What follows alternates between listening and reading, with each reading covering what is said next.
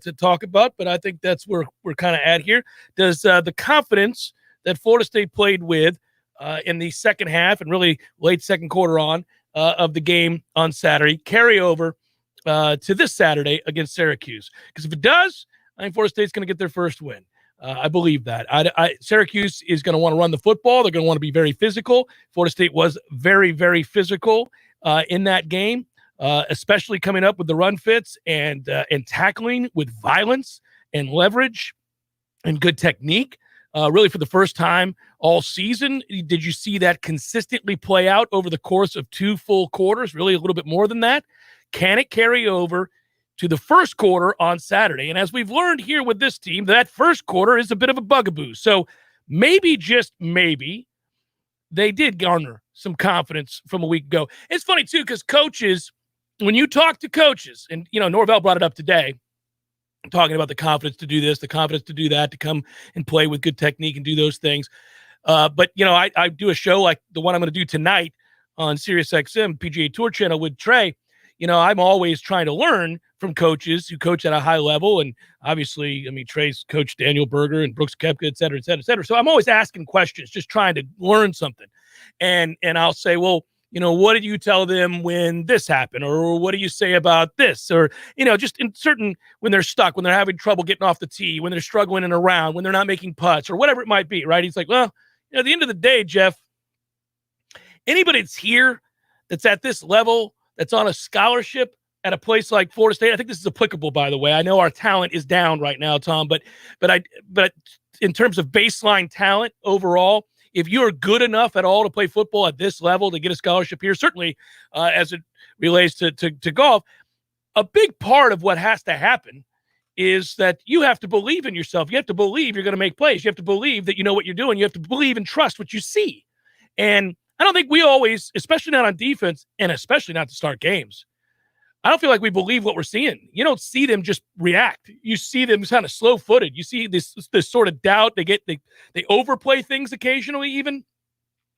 And that really shows up when you go back and watch these games, that they're not just playing football. They're thinking football. There's nerves involved. There's a lot of stuff that's not just freewheeling playing ball. And it drives me nuts because that's just a lack of confidence. Now, understanding why you would have a lack of confidence. Well, 4 years of suck is why you would have a lack of confidence. A lot of guys have had a real hard time, winning football games. And other guys, for example, like you think about a guy like Milton, he's got physical ailments, things that are physically keeping him from succeeding at a high level like he did when he was at UCF. So that may never come back. He may never get that. It doesn't appear that he will. He's going to have to play and work around that.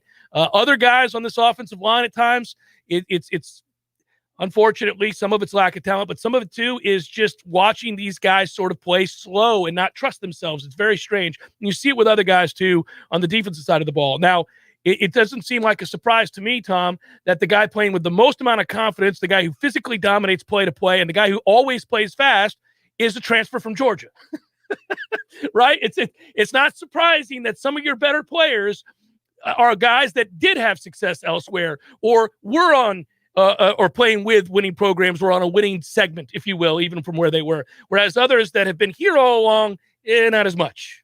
Well, to use the golf analogy, since that's where I was, and you mentioned a couple of names I might have seen last week, and Daniel Berger and Brooks Koepka. We play with golfers sometimes, and if you're playing the ball down in a group, that the 3-footer, that's a problem for them. It's almost like a self-fulfilling thing. They get over the ball, and you're like, it's a 3-footer. That could be me occasionally, yeah. You don't have to give the hole away. Just make your putt back and through, and it's in. Yeah. And you still get nervous for them. You can almost feel it. Oh, they're standing on the green, and they're standing over it. Heck, even I will do so. Sometimes if it's a little knee knocker, you stand over for an extra second because you want to make sure everything's aligned. But then you see their hands, they're kind of wobbly. Oh, yeah. Lack of confidence. And then there are others who, their single-digit handicappers are better. And, they do it like Tiger does. They'll take the putter and it's going off the toe or off the heel, and they'll intentionally just mess around with it because they don't have to think about it. Jermaine Johnson is that player who wouldn't sweat a 3-footer in the analogy because he's been there, he's done it, and he's seen it. So there's not even a concern about this base level crisis of confidence. No, not at all. What you did see, though, in the second half, I thought was exactly what you're talking about was like, so this is correct. I'm doing this right. And then on offense, and now I'm playing fast. And then on offense, you saw Louisville doing the opposite. A lot of their second-level defenders were doing things that we recognize as Nole fans all too well, unfortunately. Yeah. Which is they're freelancing, they're over-pursuing, they're all over the place. We got them going left and right instead of up and down, north and south. Yeah, man, I thought the whole thing in the second half was about confidence. Look, it doesn't mean anything if they don't go out and play that way in the first quarter of this game against Syracuse, and it'll be the last time I'll bring it up. It's the only time this year that I've brought it up where I thought I saw some growth. You know, I mean, there were things we talked about after the Notre Dame game. We thought we saw a mentality shift in the way that they fought down 18. Yes, that's true. But we also directly commented, all of us did, that, well, the best thing that happened in that Notre Dame game was that Notre Dame decided to play off, and Florida State took what Notre Dame was giving them, which was to run the ball, right? They didn't panic. They ran the ball successfully. Now, that was basically given to them, and they made that happen, and that was great. That was great. They took advantage of an opportunity. They did not panic as a staff, so we all kind of walked out of that game feeling better. But in terms of, you know, in my mind, growing within a game and then seeing, you know, that remain consistent for a stretch of time. In this case, more than 30 minutes of this game, they sustained a high level of play in an 11-point ball game in the second. Listen, and again, I'm telling you, I've gone back and watched this a bunch. There are moments where Louisville looks to be milking clock. There are other moments where they know they need to convert because this thing is starting to get too close, and they can't. They can't. They're challenged, they're physically whipped, and they can't stay on the field. Well, who's trying to milk it with 14 and a half minutes to go in the second half? Well, I've said the same thing. Now, some would argue, well, there was a mentality shift. Maybe, yeah, because he got hit. Right, and also maybe a 31-7, but by the time the second half, by the time the second half has started, no, man, you can't have that, especially one play, 75 yards, touchdown. Like, you're back in it. Maybe it takes you a drive to get going again, but no. What I saw, especially from Louisville defensively, I didn't see them playing back. They were challenging the run game. If you look at the Corbin run, they're challenging to stop the run there. They've got a blitz coming off of the slot. Yes, yeah. They've got 7 other bodies around the box. The offensive line actually, breaking news, gets a surge on that play, and then it's a one-on-one juke in the hole with a linebacker who doesn't know what he's doing or where the hell he is, and that's how it allows for Corbin to go 75 yards for the score instead of maybe 12 yards, 1st and 10 Noles. But no, man, they were coming up and challenging us, especially on defense, and we responded to that challenge for a drive or two in the second half. Unfortunately, that's the hard part. Well, you're seeing Louisville defenders, freelancing and doing all kinds of stuff, and you got them moving left and right, and you can see some of the things that we set up in the first half are paying off in the second half, but we don't cash it in with touchdowns. And that's where going down 31-7 kills you, and it leaves you with a bittersweet taste in your mouth because that's yet another gettable game that is now gone. Yeah, it's gone. It's gone. I just have to see a carryover here. You got to get this win. I mean, that's all you really can do now. It is, there's a lot of pressure on Adam Fuller in this defense to start slow in this game and not come out the box and immediately see your team trailing, giving up a big play, which takes the wind out of the stadium, out of your players, and really the life out of everything that you've built to that moment, right? You're kicking off, you're ready to go, and then bam, just like that, a shot play action. It's a simple post, and you just get a run by. And it's crazy, and Gant suckers in, comes in, bites on that. I mean, there's no way, other than a crisis of confidence, that you do that. It's a shot a week. Much. Yeah, well, it's at minimum a shot a week. Yeah, it's really interesting.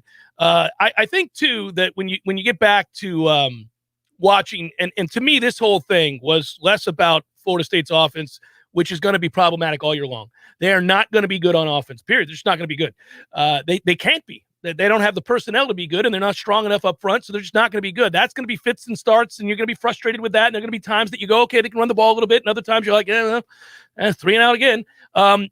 It's about this defense keeping you in the game and giving you opportunities for the big play, right? Florida State has had to live and die by the big play. They really, very rarely have they sustained long drives. They have had some, but not a lot, and that's going to happen when you've got a pop gun arm at quarterback, less than elite wide receivers to put that nicely, no tight ends to speak of, and that offensive line. So you're not going to sustain a lot of drives. At least Cam turned in a nice catch, a whirling dervish catch in that game on Saturday. Yeah. I mean, at least we know he's alive, because that's actually a bad ball and a nice adjustment on the ball. Yeah. There's a pulse. That's all I'm, that's nice to see. Yeah. No, it's interesting. From here, I think at the end of the day, you'll live with all of the stuff that is going to be the maddening inconsistencies of subpar play on offense. And we kind of know, again, we've kind of vetted this thoroughly. To me, it's about the defense over and over and over again. They have players on that side of the ball. Now, they're going to be weak at linebacker all year long, especially where they get exploited in the middle of the field in pass coverage. That has happened time and again. So I don't expect that to stop. But the front four have played very well. That has remained consistent. The back end can be so much better if they begin to play with confidence and believe.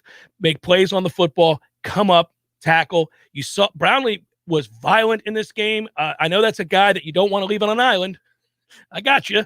I mean, there are detriments to his game, but man, he's going to fight you. And I like that about him. We need a few other guys on that back end to play with that kind of speed, passion, and belief. Well, that was the scout. Now, unfortunately, Louisville does hit the shot play early in a couple of deep looks because we're just not that great. But the scout on Louisville is they like to run a lot of actions at the line of scrimmage. What I'm talking about is like the targets of plays. It's not really that far down the field. Malik Cunningham drops deep. He rolls right. He rolls left. But you got to come up and make hits in those situations. Right. And that's what you saw in the second half. You're right. You know, you were talking to me about the scout. I came home and I watched the fourth quarter live from the grandstands at Whistling Straits before Shane Lowry drained his putt on Saturday. Right. And you said, you're going to be surprised by this play. And then here's a couple things that you're going to love. And one of them is stringing a play out and getting downhill and make a play for Brownlee. He did that a few times. Oh, yeah. Actually, yeah. in the game. Yeah. Yeah. And played with great violence in those situations with leverage. Of course, you can trigger that way and be violent when you're in the right spot. And right. You've played with proper technique and leverage. I mean, they did everything right on several short yardage situations in the second half. The 3rd and 2, 4th and 2 stops are the highlight of the game. Well, it's the controlled triggering as well. Oh, yeah. You know, it's not like the over pursuit. You're going 1,000 miles an hour and you're going the wrong way and you're not even a part of the play because the camera follows whoever has the ball for another 30 yards. That's the other thing. It's like you see it, you diagnose it, and you get downhill. To your point, last year, a term I used a lot, there were thinking steps and not playing steps. It's still happening, but it happened less in the second half. And listen, if it sounds like we're grasping for straws, of course we are. We're 0-4. Yeah. You will grasp for straws a little bit. Well, you look for signs of life, and there's been a lot of signs of life. They're not a good football team. Like all of the conversation surrounding the team is predicated on the basic understanding that everybody involved in said conversation understands they're not good. This isn't a good football team. This is not going to be a good season. They aren't going to win a lot of games. So we don't have to keep repeating that, right? It's nauseating. Everybody gets it. They suck. Now, can you get better as the season goes along? And my answer is yes, obviously they can get better. And they can find some guys that they can win with moving forward. Now, again, that winning that we talk about, the eventual, okay, they're not pits of the earth in the ACC, right? Well, that won't be this year. They're going to be terrible this year. So next season, the season after, there are some guys on this roster that will still be here when that happens. You're trying to find them. Can you win with them? Can you grow with them? Yeah, for me, like the bitter part of it is these are 3 games that you could have won if you executed correctly and played to your potential. You didn't have like ghastly errors for big parts of the game. And of course, the first half would be the Louisville example. I still think Wake was a more winnable game, even with offensive line injuries, if you stick with the run a little bit more. Because here's the thing. Let's say that you succeed 10% of the time or 15% of the time with traditional runs, but then also you could play things off of it. What percentage chance do you have in that game with Jordan Travis or Mackenzie Milton throwing the ball down the field consistently? Less than 5? Yeah. You know, you got to pick what you're good at, even if it's not in the grand scheme of things, the old school NCAA football game. If it's a D-, better than the F-. Give me the D- rating. That gives me the best chance. And these were 3 teams. I know that Wake is now, I think they're ranked in a couple of the polls, but whatever, man. These were winnable games. And here's another one. Does it mean you should win? I don't know anymore. I don't know what the definition of should win is anymore here in Tallahassee, but it's another chance. It's a home game. Come on, baby. One time. Yeah, well, so by the way, that's what's interesting is having the conversation about putting yourself in a position to win is a very different thing than talking about predicting them to win, because I'm not sure they're better than Syracuse. If you go back and watch Syracuse's 4 games, they're very physical. They have run the ball very well. They've played very good defense. That win over Liberty is a good win for that program. They have played better than any of us thought they would. And so when I look at this game, I think Florida State, if, again, they carry over the same sort of confidence that they had in defensive speed and technique and all the things that we've illuminated this week, yeah, they'll be in a position to win that game. Doesn't mean they will. They'll be in a position to. Florida State's still bad at kicking the football. Close games, you need to make field goals and extra points. We haven't been great, in terms of winning the hidden yardage. Not good in returns. No. Not real good punting the football consistently. He's great and then terrible, great and then terrible. Pick a foot. Yeah, I mean, well, yeah. Let's pick a foot. Yeah, so bottom line is there's enough bad on this team that even if they play well and play with confidence, that doesn't mean they'll win the game, but they'll be in a position to. Syracuse is not, obviously, it's not like you're playing Georgia Saturday. Yeah, you guys talked about it yesterday on Headlines, and I'm sure you hit on it on Sunday and Monday, and that's the hard thing about, jumping into the flow of a week on a Wednesday where you pretty much hit on things, and now it's time to move forward. But I thought the biggest play in the game was the punt going over Keyshawn Helm's head. It's crazy. You talk about the leverage change, but I mean, that is a multiple drive legacy. And what does that do? That takes valuable time off the clock. Oh, yeah. Time that completely you really could use the field position, in the second half, given the way things were going. Give us another 5 to 7 minutes in that half, and let's see what happens. We might not win still, but damn it, man, if we weren't controlling things at that point, that is just a huge play that can happen. I don't care if the scouts said that is inexcusable. Well, I don't know how you're 30 yards, 35 yards away from that. I mean, it's a bizarre scenario. I don't know. That's like taking a clip and then a personal foul after for a late hit. Yeah. You're just like, let's march them on back. Well, it's very fascinating. It's, within a lost season, within a season of disappointment, there are things that you focus on every Saturday that you want to lock in on to see because, obviously gone are these ideas of some grandiose 7-win campaign. So now what are you watching for? Well, you're wanting to see certainly traction. I talked about it all the week before. I wanted to see it. And of course, this game started with none. I mean, and you talk about just feeling absolutely gutted with this game starting that way. I thought, oh man, it's going backwards. And, in real time, while you're watching that, it's as bad a defensive performance in the first quarter and a half as you'll ever see. I mean, you just won't see, and Florida State's had some stinkers. You won't see, I mean, that bordered on Jimbo's Louisville game with Lamar Jackson, right. where they could have just done anything they wanted. Well, it was all the coverage busts and the easy throws and the pitch and catch and the third down conversions. 8 of 9. Boom, it took the life out of the trenches, is what you saw, too, because they were still working it. But then after about, 4 touchdowns, you saw a little bit of a surge consistently from Louisville that you didn't see before, but you think, oh, no. Yeah. They're putting their hard hats up on the rack, man. They're done for the day. And then the next thing you know, that's not the case at all. Well, it's the late touchdown at the end of the half, oddly enough, even though we missed the extra point. I don't know if that got them, obviously you garner a little bit of hope there, and then you go in and you're able to, you come out and you end up scoring again before Louisville does, and all of a sudden you're in a ball game. And I think that re-engage that group up front, and they really were dominant at that point. Well, less than 100 yards of offense in the second half for Louisville. Of Mackenzie Milton's top 5 throws in his brief time at Florida State, that drive featured, 3 of them? Yeah. That's where I was thinking, whoa, okay, so every once in a while, you do have that in you. It's not like it's got the velocity of Jameis or Jake Coker or anything like that, but I'm just saying the decision, the anticipation, and the placement were all in line. So he's got that in him for stretches. What's interesting, too, is I'll be very curious because Syracuse has done a lot of this, and I know we got to go to break, but in looking at them, and I know you've looked at them too, they got up a lot of pressures. I hope so. I want teams, if Mackenzie Milton is starting at quarterback, with all of his limitations, pre-snap's not one of them. So I want teams to speed him up.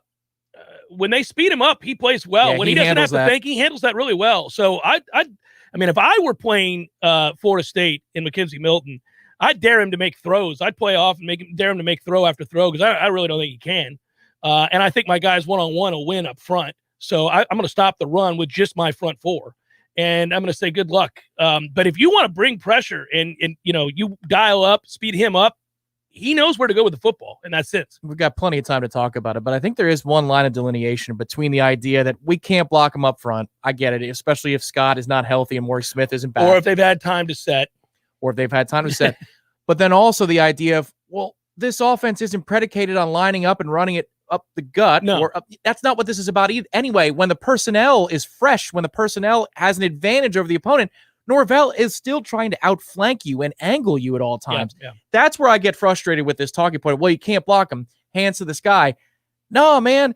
This offense already is built on creating angles and looks. It's all that zone stuff, and getting your eyes in wrong places and moving you laterally in your brain and with maybe one bad step and then somebody's gone and we've got the playmakers to do that. That's where I think that this argument takes place. Not that, of course, most teams we play against, if we just lined up and try to run a dive, no chance. No, the gap stuff and the zone, inside zone stuff, it really works for this team for two reasons when it does.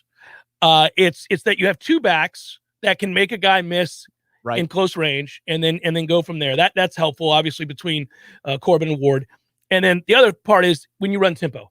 That is the only time you can really get that move. And if you win first down, and by win, I mean 2nd and 8. I mean, that's not a traditional win, but you'll take that. It's not a negative. They have a chance to run tempo on those plays. But with the RPO and the pass part of it as well, like, so you got pre-snap motion and then an RPO option to go with it as well. And that's how you get that extra defender to be looking somewhere else. I mean, how in the hell was it that Georgia Tech all those years playing straight option football would not get railroaded by Florida State when we were loaded? Yeah. Like, think about that 2014 game. That's a score fest. Yeah. How is that possible? Right. You know why? Because you're creating angles and you're creating conflict. And you're also repping the one thing you're really good at over and over and over again and that other teams don't see. So there's that. Eric, good job, by the way. Thanks. Word up to you as well. Appreciate the contribution there to what we're doing here on the Jeff Cameron Show. Happy Balls McWednesday, everybody. It's the JCS on 93.3. Real Talk Radio and Warchant TV.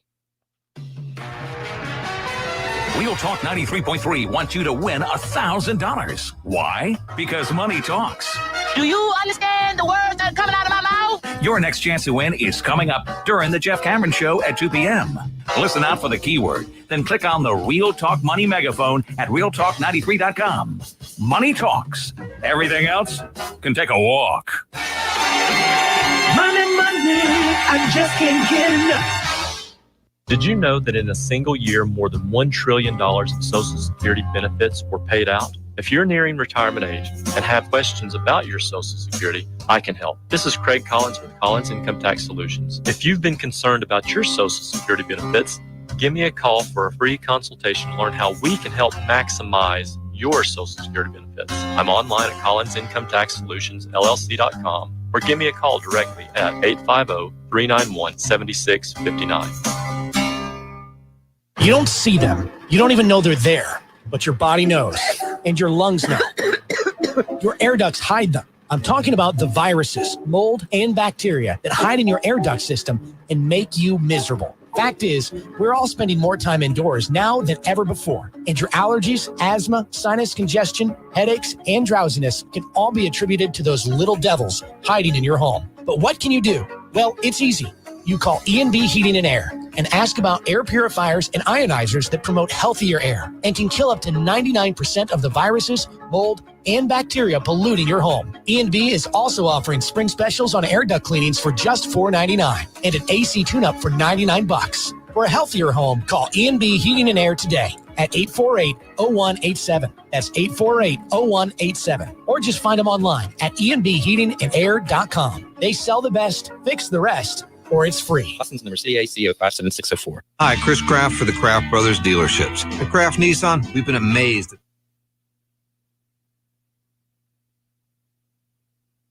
stunning. And don't just take my word for it. Motor Trend tagged Rogue as the 2021 SUV of the Year finalist, adding that Rogue can go toe-to-toe with Honda and Toyota. Well, guess what, Tallahassee? We can't keep the new Rogues on the showroom floor. Seriously, if you haven't seen one for yourself, come take a test drive and you'll see the new Rogue sells itself. In the 2022 Nissan Pathfinder, it's roomier, quicker, and better equipped. Plus, the second row seats easily slide and flip forward to allow access to the third row, even with a child seat installed. And finally, Car and Driver says savvy shoppers will be surprised by the new Armada's luxuriousness. So I encourage SUV lovers to come see the new Nissan family of SUVs. And everyone knows that Nissan SUVs have more standard equipment than the competition. the award-winning Rogue, Pathfinder, and Armada, only at Kraft Nissan, Mahan Drive, Tallahassee. Hi, I'm Jeff, founder of Which Superior Sandwiches, and I'm here to tell you about our signature witch, the Wicked. Why call it the Wicked? Some say it's wicked tasty, some say it's wicked large. One thing's for sure, with oven-roasted turkey, ham, pepperoni, roast beef, and bacon, as well as your choice of 3 cheeses, it definitely takes you from wicked hungry to wicked happy in just a few wicked good bites, only at Which Superior Sandwiches. On Wednesday, the Wicked is just $5. 5 meats, 3 cheeses, $5. We all want more energy, more strength, more results. Well, welcome to Orange Theory Fitness as you take a step towards feeling more alive today. Backed by science, Orange Theory's heart rate monitored workout is scientifically designed to keep heart rates in a target zone, spiking metabolism and increasing energy. Orange Theory Fitness is a one-of-a-kind group personal training workout resulting in more energy, visible toning, and extra calorie burn for up to 36 hours. Experience a more vibrant life today with Orange Theory Fitness. To find out more, go to orangetheoryfitness.com. The Jeff Cameron Show, brought to you by Orange Theory Fitness. 2 Tallahassee locations, Midtown on Thomasville Road and Northside in the Village Common Shopping Center. Online at orangetheoryfitness.com.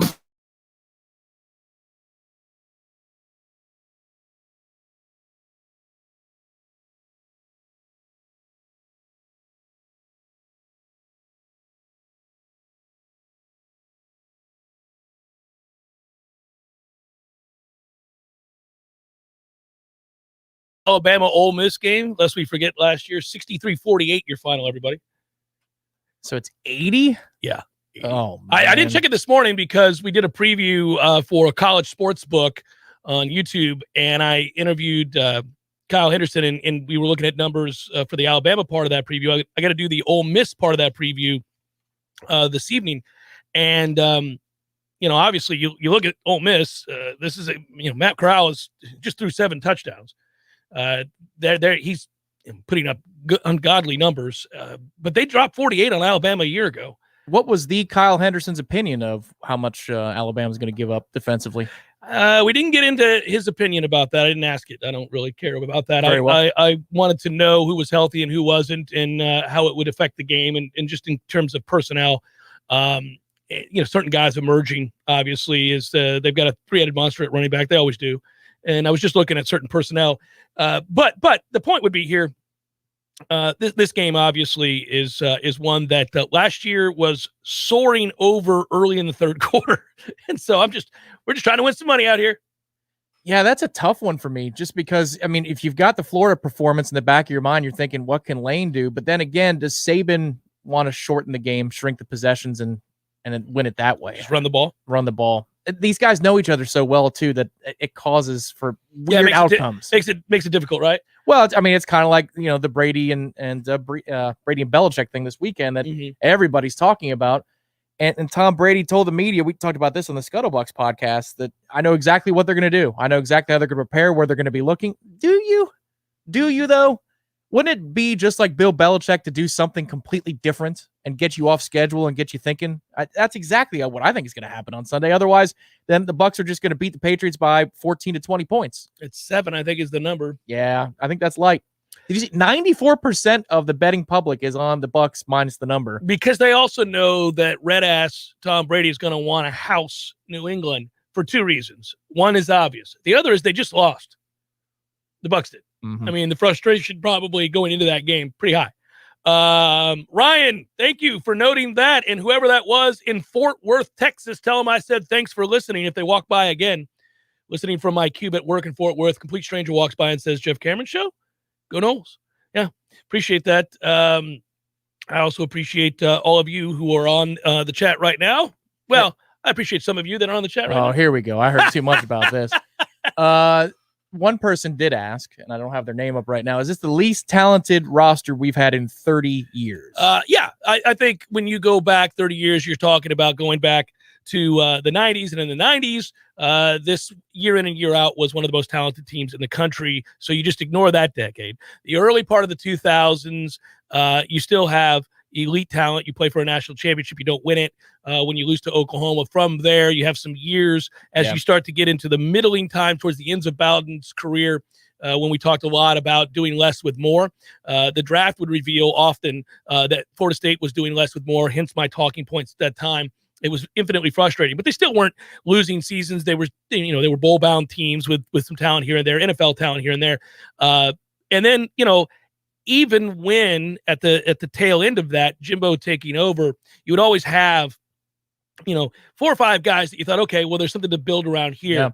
Yeah. This has been a downward spiral for the last 2 years of Jimbo's time here, on into the 2 years Willie was here, and then now the time here that Mike's been here. We've watched it progressively get worse, and it's very frustrating. Yeah, I think it's an easy answer. It's an easy yes. Yeah, because easy yes, yes. Towards the end of Jimbo's time, the beginning of Willie's time, you had guys like Derwin James still playing here, Cam Akers obviously still playing here. Like by itself, I think that makes the roster better. Well, I mean, you're talking about Cam Akers and Terry at wide receiver. Right, Yeah, sure. And in my time when I was a student here, I mean, you still had linebackers. We did have linebackers in those days. We had some Timmons and Buster Davis. Oh, absolutely. And Dakota Watson, among others, Geno Hayes. So that position was way better than it is now. And he still had defensive linemen in my heyday as well. It's the secondary was so bad and you didn't have any skill players that you liked. The O-line was but it wasn't this bad as the offensive line has been the last 5 years. Easy answer. It was Perry who was asking. So easy answer, Perry. Yes.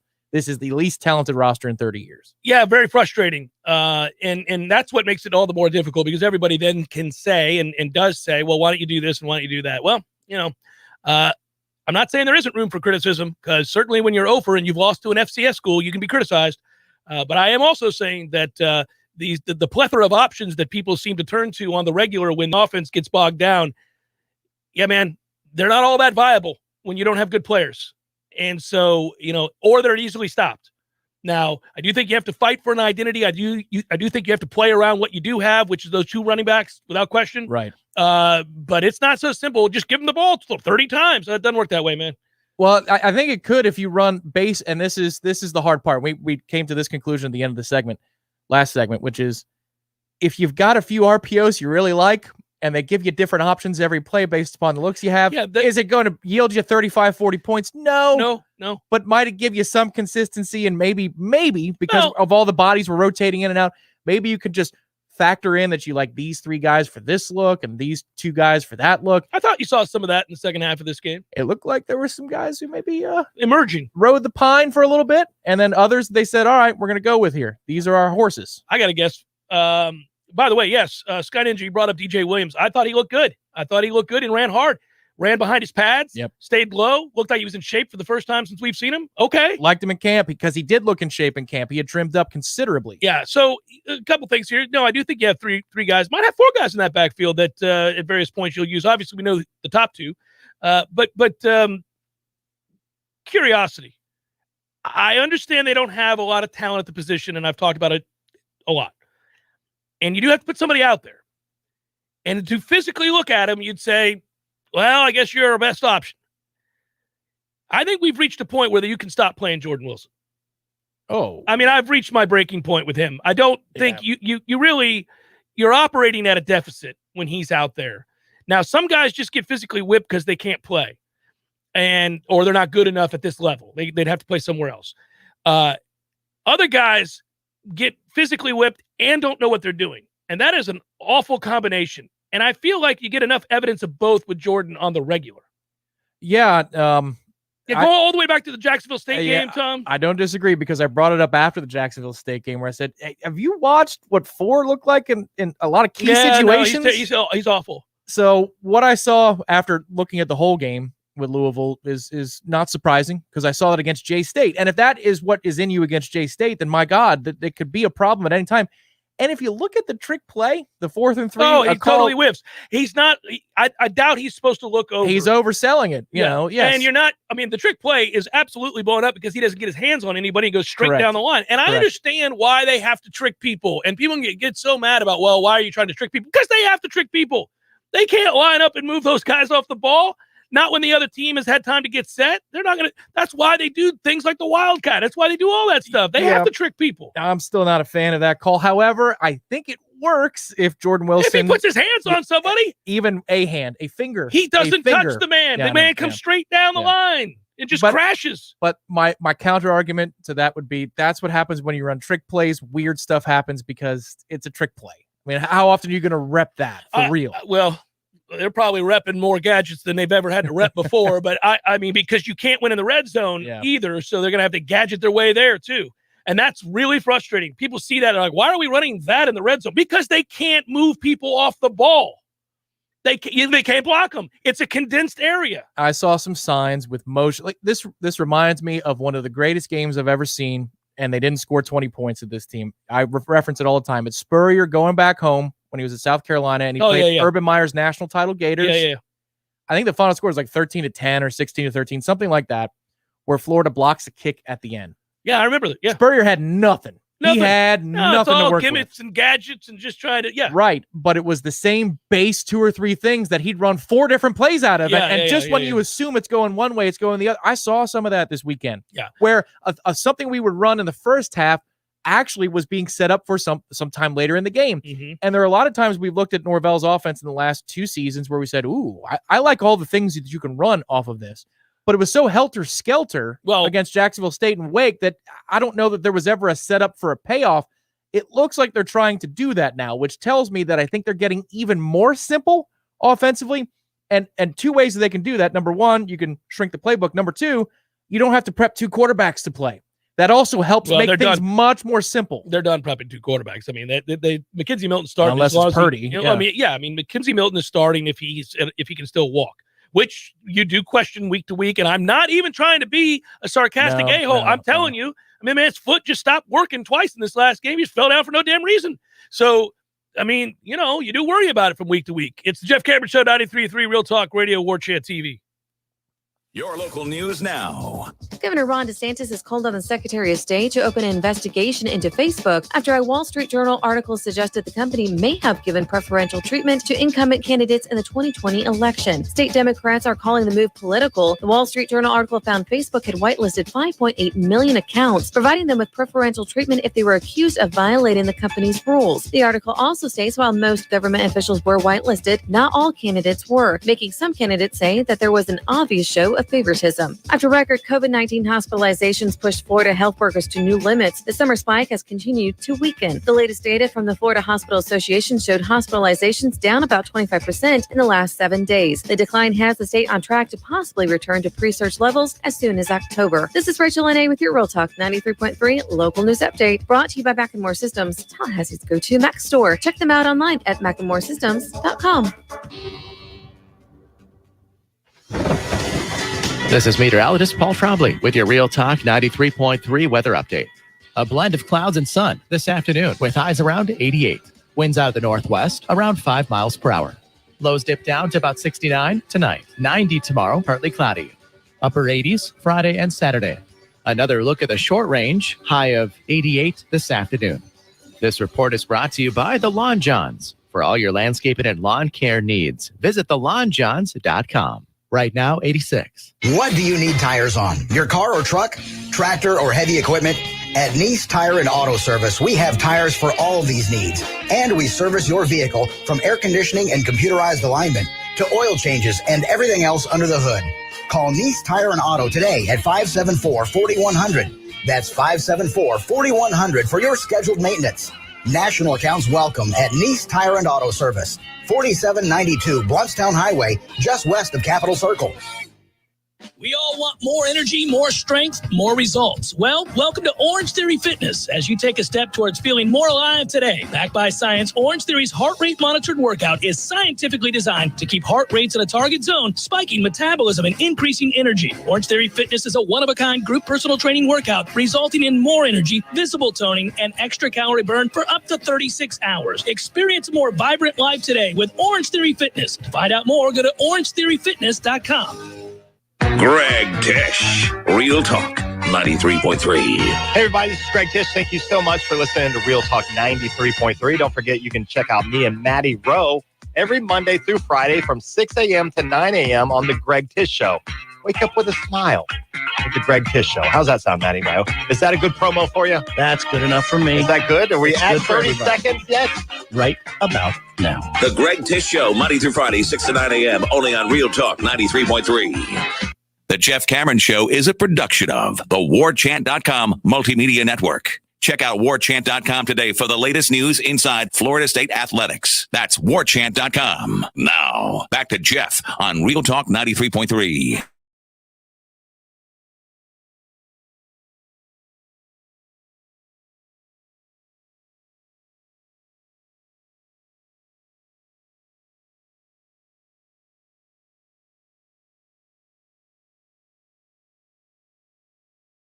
Subscribe, send it all around, let your friends know to join us on a Balls McWednesday or tomorrow on a Redemption Thursday. Looking forward to the Thursday matchups. Diving into that Cincinnati-Notre Dame game. That's basically a playoff elimination game, I would think. Well, certainly for Cincinnati it is. And Notre Dame's just not good enough. By the way, Cone has gone on to be what I thought he'd be, because, of course. Another interesting matchup because, obviously, Marcus Freeman just departed Cincinnati, so you've got knowledge. Yeah, you got real knowledge there.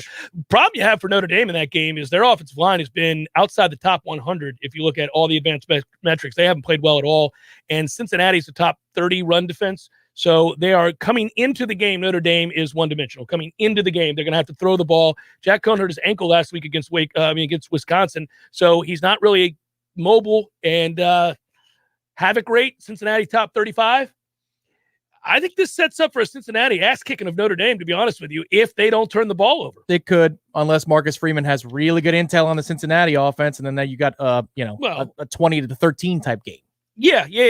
Oh, that's absolutely. They're going to want to possess the football, and there's no doubt about that. And he'll have something for Desmond Ridder, whom he recruited. So, yeah. But man, just don't turn it over, and you're going to win this game. When I saw that offensive line week 2 after our game on Monday, I thought, so how good is our defensive line? That was the question I was asking during the flow of that game because we didn't kick off till later that night against J-State.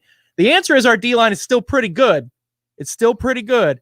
But it's amazing how far Notre Dame's offensive line has fallen in just the scope of a year. I mean, you look at what that program has done over the last 5, and it's careened into the side of a mountain. No wonder they were trying to go to get Kane Madden. They had to have him. He started, and they hate him. He's played terribly. Yes, he got blown up in scrimmage 2 before our game. That's where I was thinking, ooh, wait a minute. Yeah. No, it's now he would be probably our best lineman, but I mean, and maybe Gibbons still wouldn't be playing for him. I don't know. Yeah, I just don't know. No, it's interesting to look at that play out. But there are a lot of the slate this week. My point ahead of Redemption Thursday is really good because I already mentioned Alabama, Ole Miss, but Arkansas is now in the top 10, traveling to Athens, Sanford Stadium, to take on Georgia. And of course, Sam Pittman was the offensive line coach at Georgia.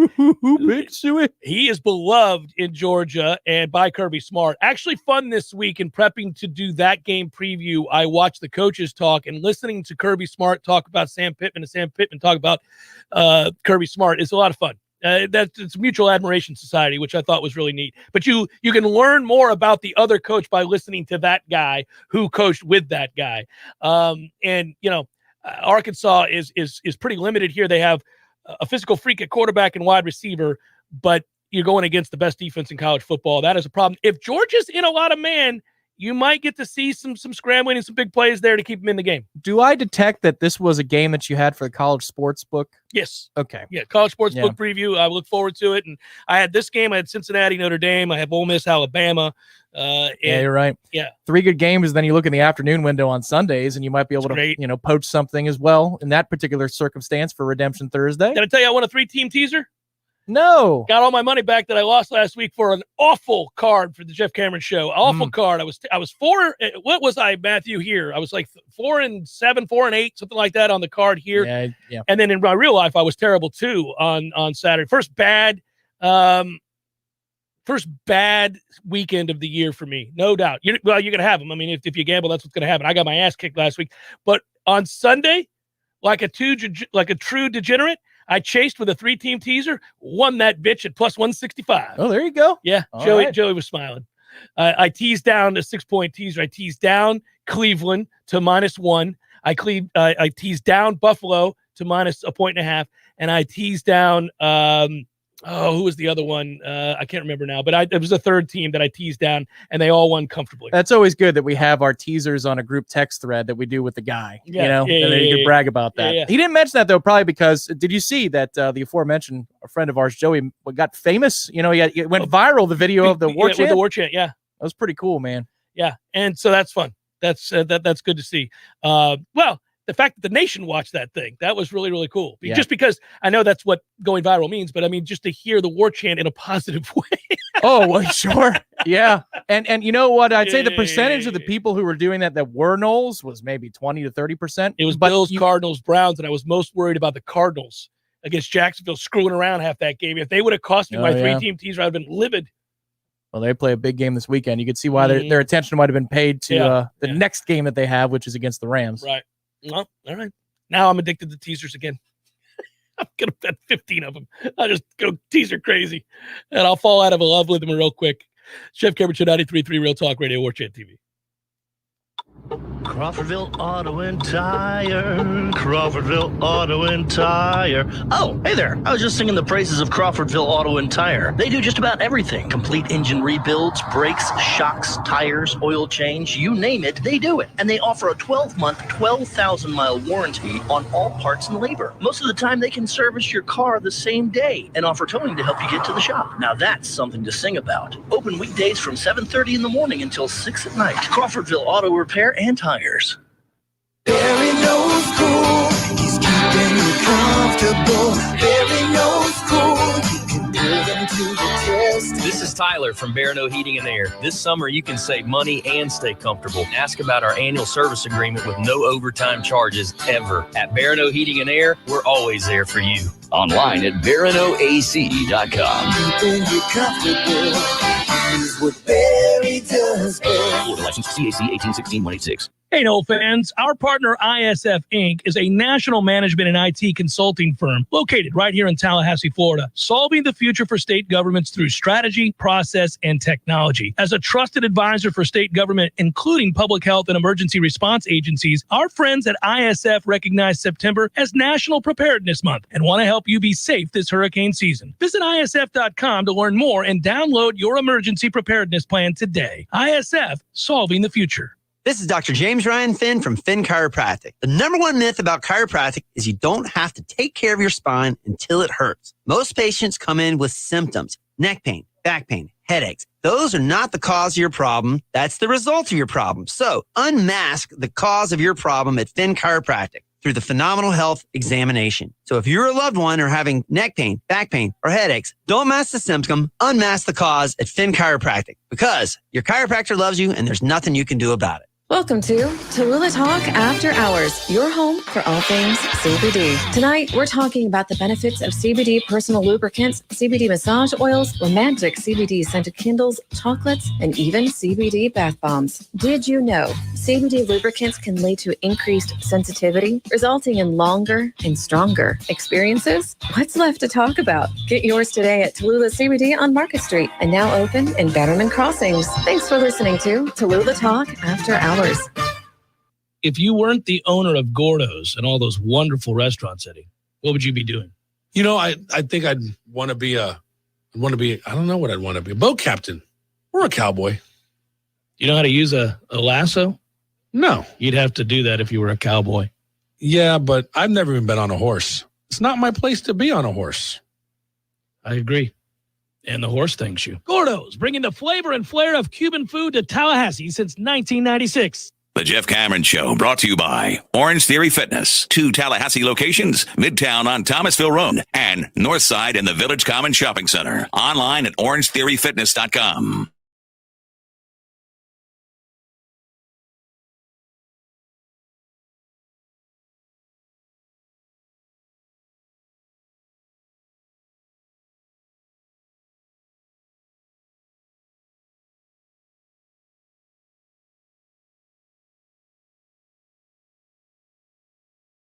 Have you watched a lot? Did you watch the Louisville game? I presume you watched Ole Miss in the Louisville game. Yeah, that was an interesting night for the Cardinals, and yet that team still beat us. But yes, I did watch that on that Monday night. Yeah, well, they have a linebacker that can really play. But the other thing that I would note here is that Ole Miss runs a lot of 3-2-6.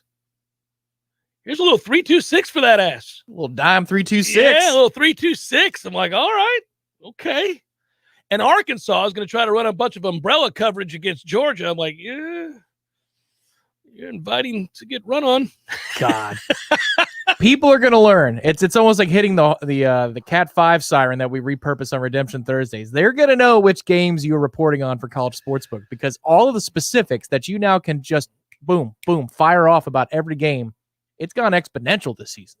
Yeah, well, you gotta know what you're doing, man. If I'm going to be on there on College Sportsbook, the rationality and the reasoning has to be correct. You don't have to get the game right because it's gambling. That's what happens. I mean, people get it.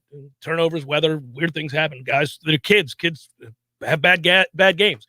But you got to know why you think a certain thing, and you got to lay that information out there for the people to decide which side of the ledger to be on. And so I'm going to do my due diligence for the College Sportsbook. I'm going to read it. I'm going to learn it. And I'm going to make sure I know who's done what and why. And that is helpful for this show because we come in here and we start talking about games, and I end up being forced to know at least a little something about almost everybody that's in a Power 5 at some point. Now, the bottom dwellers, I mean, I'm not going to be previewing too many games involving, say, I don't know, Northwestern. But you got us. We're a bottom dweller, so you know some things about us. You're going to learn some things about I know too many things about us. Other bottom dwellers because we are in the ACC. There's a lot of them. Yep, there's quite a few. Hey, the story of the year in college football is how wide open all of this still is at this point in the season, which is a great story and a sorely needed story for college football. Way too predictable the last 5 years. And now you're in a situation where well, I don't know. I mean, is Oregon for real? Are they a playoff contender? Sure they are. They have to be, right? Does Ohio State bounce back, figure something out on defense and get right by the end of the year and give themselves a chance? Perhaps. I don't think so. I think they got real problems at linebacker. Oddly enough, the Michigan game could be an opportunity for Ohio State to flex. Yeah, we'll see. But no, there's a bunch of stuff here that's at play. Clemson's terrible. That offense is awful. I know. And I said before the year, man, that offensive line is the worst unit on the field against Georgia. Right. Here's what we found out. That offensive line is the worst unit on the field against most teams they play. It is remarkable. And they're getting poor quarterback play. So all of a sudden you don't have all world quarterback play and people don't look like geniuses. Yeah, I know. And it makes you wonder that if we were, about a step or two better with that defensive line. Yeah, well, hey, listen, we may not give up 1 billion points in this game. Yeah, maybe a little 27-7 action. Woo! There you go. All right. There's an improvement. Yeah. Well, you remember with the way things went at the end of last year, kind of the thought being that, they're going to hang half 100 on us easily in this game. I don't know anymore. I don't know. They can do that against air. They have struggled mightily to move the football with any degree of consistency. Probably more about sin, entitlement, and that players are paid now. I think that's probably the reasoning. Has nothing to do with racing aptitude. To the pros. Yeah. Racing to the pros. Too much entitlement. Yep, that's what it is. I may go see a movie. What? In the theaters. Which one? The Many Saints of Newark. Which one is that? That's the Sopranos, man. It's the yeah. David Chase. I just know it as the Sopranos thing. Yeah. Well thought of already. It's and I just listened to a long David Chase interview. It's fantastic what they set out to do and how they accomplished it. It's really good. I know you typically don't go to movie theaters just because but I'm gonna go see that one, I think. Hashtag dad life, right? But true. When it's time for when they don't offer these things on streaming services, and maybe that bell is not unrung and it can't be unrung, and so they always will be offered on streaming services because now you see it in theaters and HBO Max, in theaters and Netflix. You'll still go though. You'll still prioritize it instead of taking the $15 and spending it on the streaming service, right? Like you actually physically go. Yeah, if it's the kind of movie that I think you benefit greatly from seeing in a theater. I'm eager to get back. I'd like to see that, and that looks like something stylistically I want to see in a theater. Like if so, for example, I'll just use this off the cuff, where if the scenery, in this case, not that case for this movie, but if the scenery is a big part of the storyline, is a character in the film, The Revenant comes to mind, right? Right. Like you need to see The Revenant in a theater. I mean, that movie is all about. Yeah, can we put 1917 back in the theaters, please? Which was awesome. Hour number 2, forthcoming. Stay with Jeff Cameron Show, 93.3 Real Talk Radio, Warchant TV. 93.3 wants you to win $1,000. Do you understand the words that are coming out of my mouth? It's time to win some cash. And here's this hour's keyword. Success. SUCCESS. Success. Click on the Real Talk Money Megaphone at realtalk93.com to enter the keyword for your chance to win $1,000 in this nationwide contest. Money talks. Everything else can take a walk. Money, I just can't get enough. Coming up next, more of the Jeff Cameron Show. Live and local on Real Talk 93.3. WVFT, Greta, Tallahassee. Breaking news this hour from townhall.com. I'm John Scott.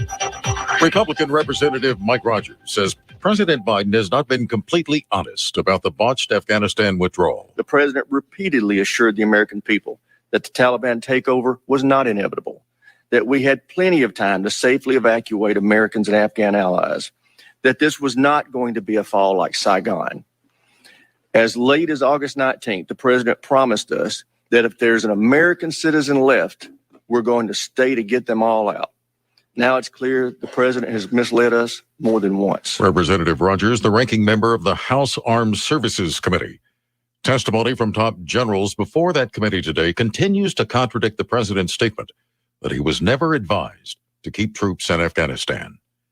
Also at townhall.com, a new poll finds COVID-19 fears linger for vaccinated older adults. Vaccinated older adults are far more worried about the virus than the unvaccinated and far likelier to take precautions despite the protection afforded by their shots. That's according to the Associated Press NORC Center for Public Research poll. The poll of people aged 50 or older found 36% are very worried that they or a family member will be infected, roughly doubled since June. The increase fueled by the vaccinated, who are especially likely to be highly worried. Julie Walker, New York. Meantime, this poll comes at a time of growing distrust in the Biden administration over COVID-19. A recent Axios Ipsos poll found that for the first time, a majority of U.S. adults, 53%, have little or no trust in President Biden to relay accurate information related to the coronavirus.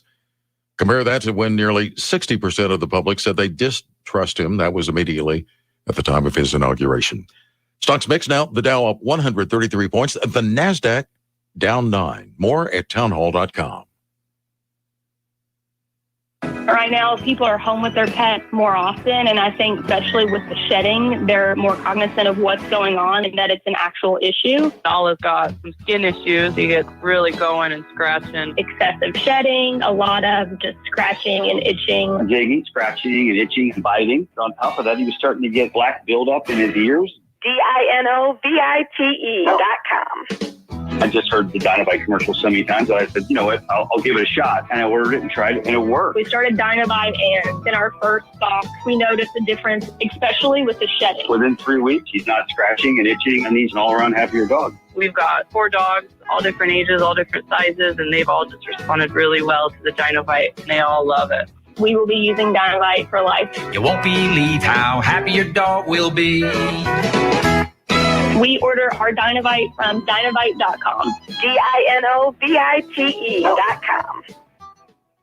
Have you ever finished a painting project at your home or business and thought to yourself, wow, that was fun. I really like how sore my arms and hands are. And those sloppy edges and corners, I'll get used to it. Not a chance. So before you get all your brushes and rollers and buckets and blankets, contact B&B Painting of Tallahassee. Interior painting, exterior, commercial, whatever you need painted, B&B Painting of Tallahassee is your first choice. Get a fast, friendly, and free quote today with a quick visit to bnbpaintingtallahassee.com. That's B&B Painting Tallahassee.com. Warchant.com is the ultimate inside source for FSU football and recruiting. Get in on the action for free for an entire month. Warchant.com is offering a risk-free 30-day trial subscription just by entering the promo code WARCHANT30. That's WARCHANT30. Get in on the world's most active FSU message boards. Receive breaking news, stories from our award-winning staff, plus get exclusive interviews and videos. Just enter the promo code WARCHANT30. WARCHANT.com, your ultimate Seminole sports source.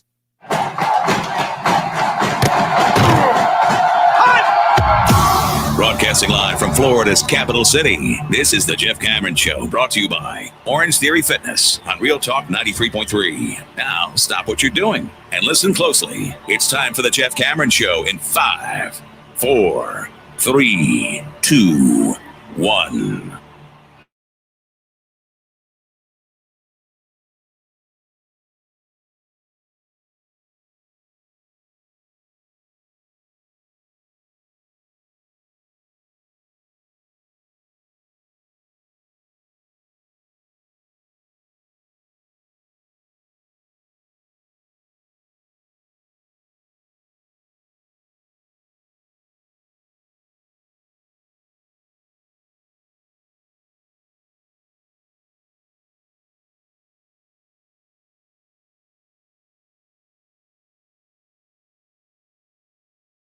I'm in the producer's chair, me in the host chair, and you watching us on Warchant TV, where you have liked and subscribed, and we are greatly appreciative of that. Or you're driving down the road listening to Real Talk Radio 93.3. Also greatly appreciative of all of you as well. Matthew's kicking back in the easy chair here. If we go to 2Cam, I might have to show people where he's at. He's just holed up, man. We got to get him that high top though, with the like the Hollywood style. Hollywood style with the director with the K, because he spells it like it's German or something. Yeah, something along those lines. Yeah.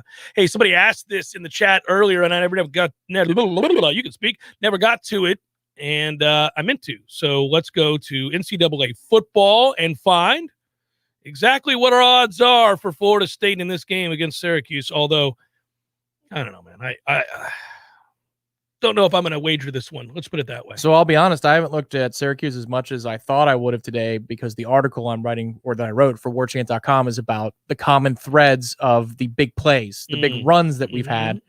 And that's more about, is it scheme versus just Corbin and Ward being that damn good? So tonight is Syracuse night. We'll know a little bit more tomorrow. Yeah. Florida State is favored to beat Syracuse. I find that, obviously somewhat interesting, because, again, Florida State hasn't beaten anybody. So when you have a situation in which you haven't won a game, and that includes a loss to Jacksonville State, you look at every Florida State game and go, ooh, really favored, huh? Ooh, okay, that's interesting. They're not going to go 0-12. They will beat UMass. Be nice to win this one, because then all of a sudden you got 2 wins on the ledger, is what I would believe. They might have a chance against North Carolina if it's a low-scoring type game. Well, listen, Georgia Tech just pasted them. Yeah, they did. They did. By the way, I began the show by talking about confidence and whether or not we'd see the confidence carryover of a half really well played into the first quarter, I should say, of this game. And God, I hope so, for a lot of reasons. But one of them is that all of a sudden, one win has you believing at that point, if they carry this over and play well in the first quarter and subsequently the rest of the game, now obviously don't undo it by having a disastrous fourth quarter. But anyhow, the point would be, if you carry this over and play fast and with good technique and belief like you had the last 2 quarters and 7 minutes or something like that. So if you do that and you win that game, well, then all of a sudden you're like, okay, well, we should be able to beat UMass there. That's good. That's good. And then from there, you could go look at, I don't know, maybe like you said, a couple of other games you could circle and say that those are winnable games. Well, yeah, look at it this way. You get the win this weekend, and you could be looking at a 3-game winning streak, buddy. That would be a 3-game winning streak that would span the course of a month, 4 weeks' time, because North Carolina is the game in between this one and UMass. Yeah, let's see here. So you're talking about positive Monday afternoon radio 4 consecutive weeks. Wouldn't that be something? Well, okay, so yeah, if you shock North Carolina is what you're saying, yes. I think that game's in play if you win this weekend. Yeah. Why do you keep what? Hope springs eternal with you. Have you watched us play? Yes. This is less about North Carolina and more about who we are. Okay. Have you broken down Georgia Tech yet? Is that one of the bottom feeders you haven't seen yet? My God, what is that about? It's more than just turnovers. They were able to go up and down the field, which is stunning. And also, they were really good on defense against North Carolina. I agree. That was interesting.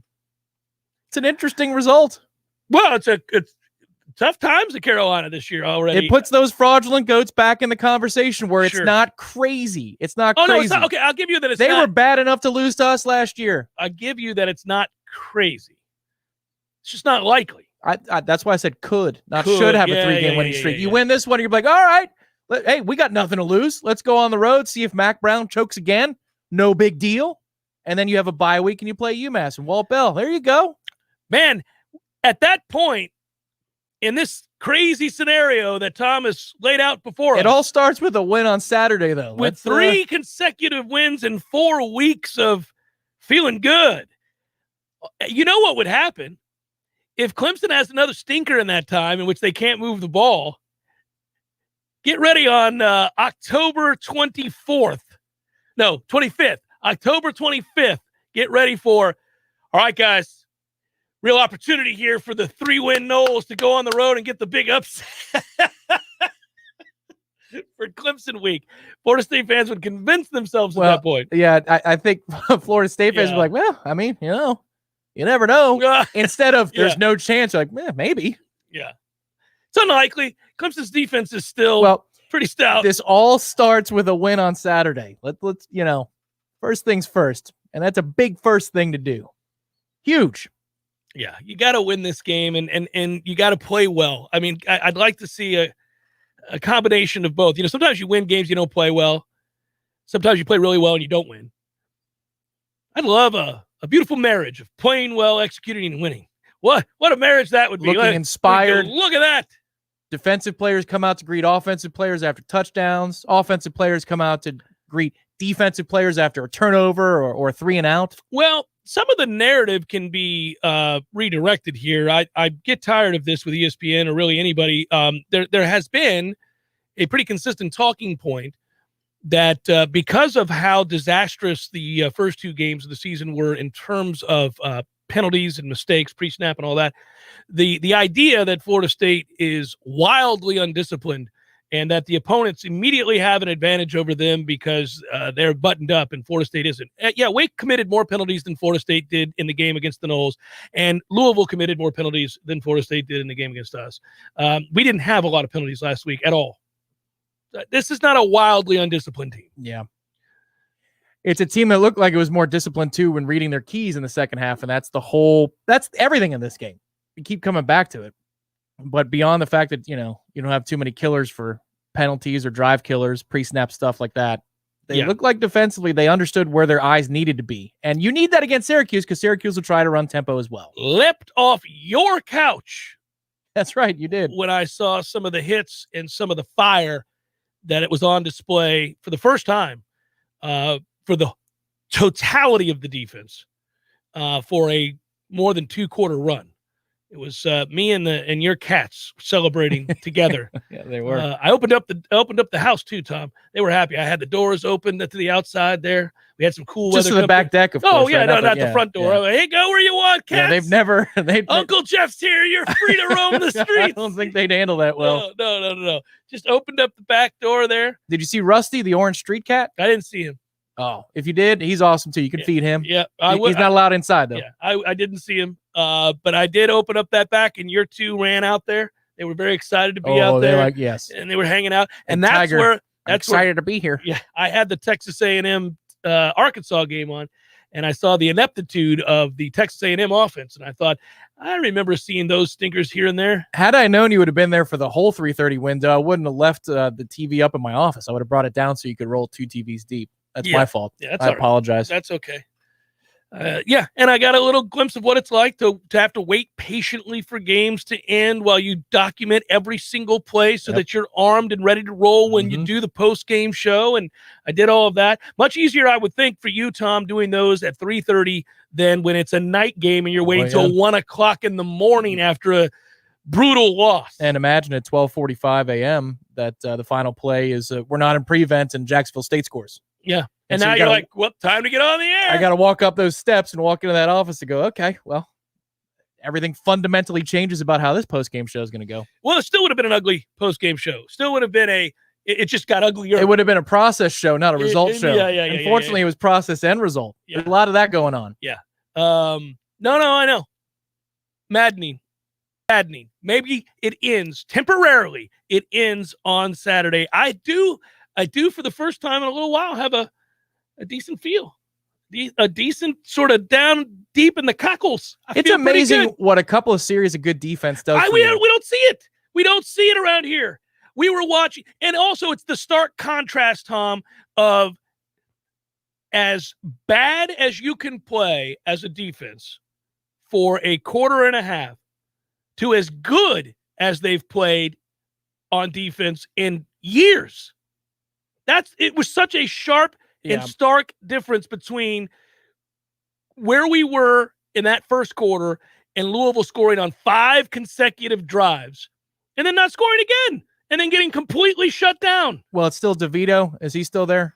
as Syracuse quarterback? Because if it is, the challenge is a little bit different. Again, I'll know a hell of a lot more about them tomorrow. But no, they have a transfer kid, and they have is he fast? Because my point is that Malik Cunningham, we handled the conflict of what Malik Cunningham does in the second half so beautifully, which is harder to do.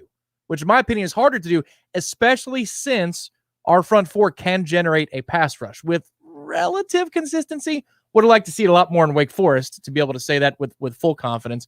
But that's a really hard thing to do because, again, when your confidence is shot in the first half, it's completely gone. And then somehow, for no good reason, really, considering what's gone on the last 3-4 years here, you trust your training, and then the conflict is handled. Okay, now, does Syracuse have somebody who's Malik Cunningham-esque? Probably not. Garrett Schrader is the transfer from Mississippi State who came in, and they have a running back in Sean Tucker who's good. And and this kid at Syracuse is big and pretty talented as a runner. So we'll see. I doubt he's as gifted as Malik Cunningham is. So, but even, okay, let's just say that they run those concepts. You've got good film now. Not, okay, guys, what we need to do next time is this. Instead, it's film saying, yes, do more of this. This is exactly what you need to do. That's got to be a weird film session to go through on a Sunday and a Monday. Man, I can't imagine that. I mean, look, they're over, and they don't believe in moral victories, and you shouldn't. If you are obviously a team that desires to win this conference at some point, desires to get back to where Florida State's place is amongst the elite in college football, then you don't walk off a field after a loss and as a player or even a coach feel good, like outwardly good.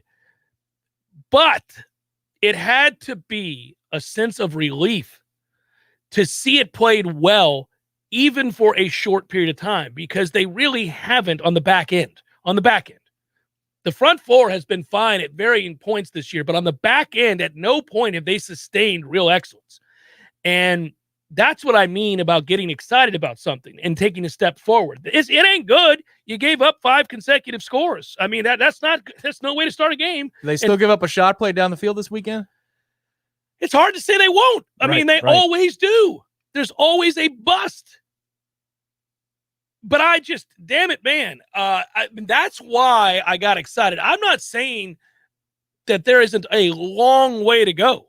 I'm just saying that it's possible to duly note progress even in the midst of defeat. Okay. So then here's a non-scientific question based upon what you saw in the second half and knowing that the first half is still very much in them. Then what's the race to? Because Syracuse is going to score some, but how much? Well, they want to run the ball. Syracuse wants to beat you up. Mm-hmm. And I actually think that plays into Florida State's strength here because I think the front four can stop the run. So I'm looking at a lower scoring game because I don't believe in our offense to block it up. And I don't believe McKenzie Milton is dynamic. We certainly aren't dynamic at wide receiver. So I lean again towards a lower scoring game this weekend. Again, a game where you've got to start doing some of the things you haven't been doing, which is, by the way, for a staff, and this is one of my criticisms. I mean, I've been more measured in my criticisms, understanding just how bad this group is up front and how lacking they are at quarterback. But you can't stress and talk about it openly on the regular. You can't stress special teams and then not be good at special teams. Not real good at special teams. No. Not real good at special teams. That's not a good look, man. That's not a good look. And that is a fair criticism, I believe. I'm like, hey, man, because we went to those practices. I think they spend too much time on special teams. I mean, damn it, man. We're wasting time on all those special teams. We got to do – can we stop being so ass sorry over here on offense and defense? I got it. Special teams. Good. Yeah. We spent a lot of time on it. Yeah, because if the hidden yardage is going to go this way, then the hell with it. Yeah. So my point would be that's got to be cleaned up because you're going to be in games that you have a chance to win, barring turnovers, meaning that, you get a few that go your way. All of a sudden that changes the game. But in games where they play out and both teams play well and play to their ability, you've got how many winnable games on the schedule, given who we are. A winnable game is this weekend against Syracuse, certainly UMass, obviously. And then you got a winnable game against North Carolina and Boston College. Winnable. I'm not picking them to win those games. I'm just saying those are winnable games. Yeah. I actually don't think I have a hard time believing you're going to have any chance at all against NC State. we can get into that with the time. Yeah, well, if they stub their toe between now and then perhaps you catch them less motivated. But, Yeah. I mean, they can see the light at the end of the tunnel. That is Charlotte and the ACC championship. Yeah, no, they're physically better up front on both sides of the ball. That's What a war. NC State and Wake Forest for the right to represent the ACC. It's crazy. It's the ACC is such ass right now. But I would just just hang an extra backwards C underneath the two C's, and then there it is. That spells it for you. Oh, awful. But anyhow, so you Boston College, I wouldn't pick us to win that right now, but anyhow, it's a winnable game. UMass, Syracuse, North Carolina. Those are the winnable games. You're not going to beat. Well, I suppose Miami may have quit. Yeah. I mean, they may have quit. If they physically want to be there and it's a rivalry game, so they should. Yeah. I mean, then you're not going to beat them. They have better players pretty much across the board. No, yeah, I think Miami, I would categorize them as more winnable than maybe, I don't know. NC State? Well, certainly that, yes. Maybe even the North Carolina game. Maybe. Well, it's just all a matter of whether or not they care to play. It doesn't sound real good down there right now. That's correct. Yeah, I mean, when you listen it to is those, November and it is Miami. Yeah. If you listen to them right now, it doesn't sound like a locked-in group ready to play. They're not real excited to show up for Manny Diaz right now. And we apparently are still caring. And if that's the case and they play with passion, it's a home game. Maybe. Last home game of the season. Yeah, maybe. That would take some of the taste out of the mouth too. You know, the bad taste. Pick your, yeah, that's right. Well, there isn't a whole lot of good taste in the mouth right now. No. I'm just saying, like, I mean, it's our third win of the season. Get a win over Miami. There you go. Oh, hey, best case scenario for Florida State football this year is as we stand right now with an offer in September. God help us in September. Florida State has single-handedly made me hate a month I was largely indifferent about, or even one that I liked at one time because it marked the return of a sport that I love. Oh yeah, Earth, Wind, and Fire can go to hell now. Now all things now September. I'm like, don't talk to me about September. All of a sudden, I have a personal animosity and a bone to pick with the month of September because we've been so brutalized. And it stinks. And we don't even get to celebrate a win in September next year because Duquesne is in August.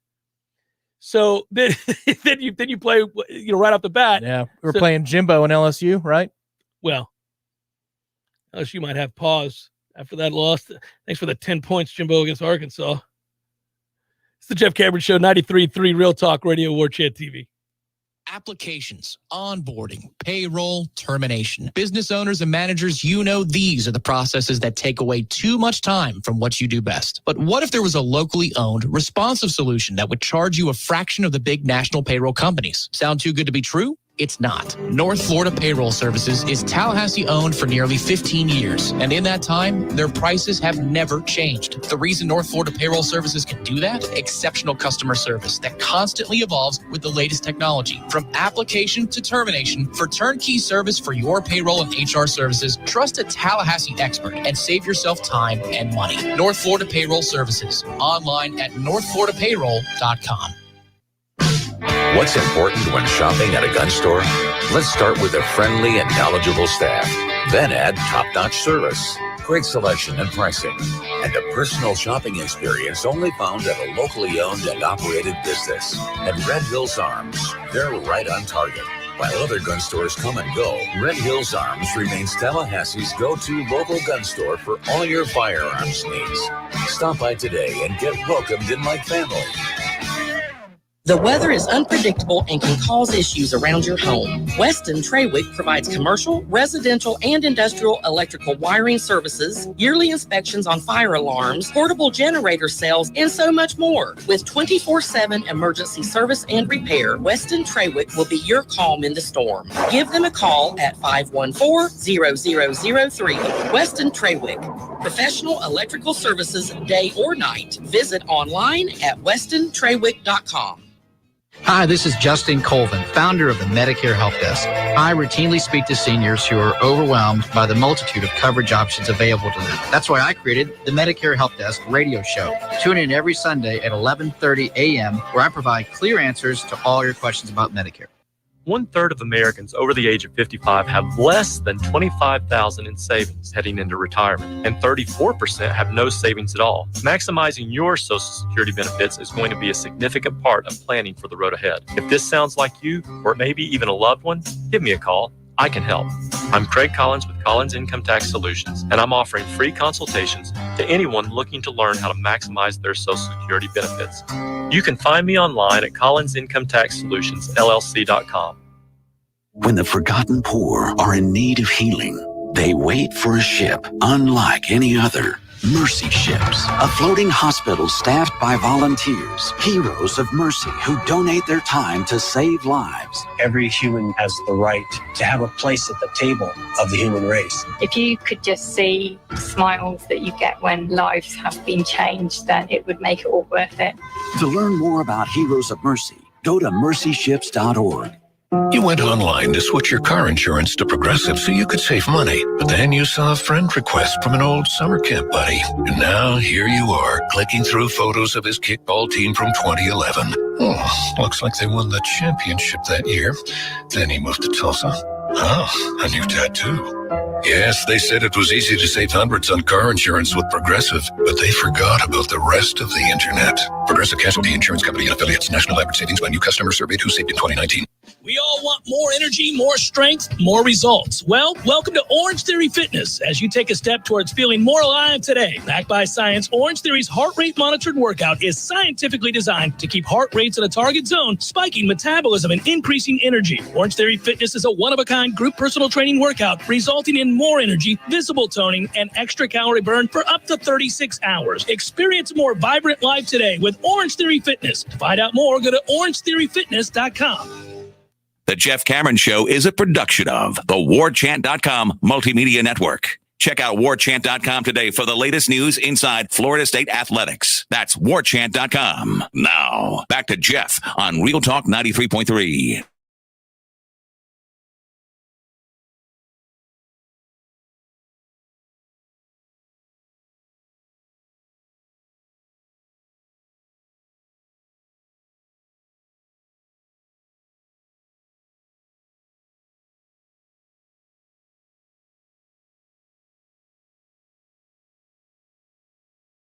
Football over unders. What's the success rate here? Using yards per play to get to those numbers. Good article to look at rushing success rate and all these other. We'll do it tomorrow, Tom. I'll bring a little something to the table. All right. In addition, yeah, A little bit of inside the numbers talk. little inside. I'm learning a few things this year as I really dive on in and look at a couple of the PFF numbers that we have access to. And not as gospel, but just something to look into. Pace of play, and then certain yards per play metrics. Well, that also came up in the NFL because we looked at Richard Sherman's coverage grade, and that was 90.1 in the year 2019. And he's had a calf injury since then, and he's only gotten older since then, but he's now a Tampa Bay Buck. Had a little off-field issue. Little one off-field. I never got verification on this. I'm just glad that he was not actually charged with assaulting anybody. That's always a big, hey, might want to stay away here if he's hitting, old people or women or something like that. But he the more when you read that report, it's not the more you read. When you read the report, you find out that he was not accused of that. So I was like, okay, all right. Just had a little breakdown there. And the part I wanted confirmation on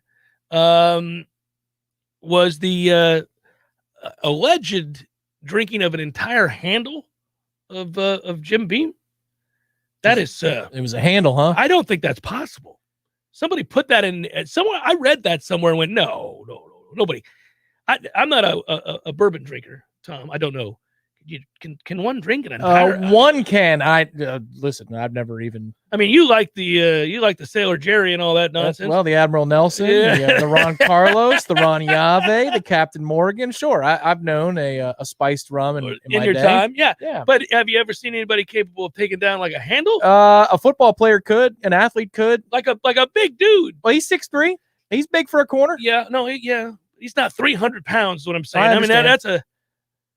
No, the dumbest things I ever saw somebody do was my buddy who went on to play at Miami in the offensive line. Like the videos I saw of some of the parties they had or the things that my buddy himself could do, It's just not natural. It's unnatural. You know, it's not a skill that would necessarily serve you well throughout your life, but it was something to behold back when I was in college. I'll say his name on the air. Ross could, my buddy Ross, we'd win money because he was one of those guys that can open his throat and make a pitcher of beer disappear like that. Just the ability to, you know, not these guys that you see, the men and women that can just pour straight like a bottle or a pitcher. And it's gone. It's gone. Yeah. Yeah. Does it?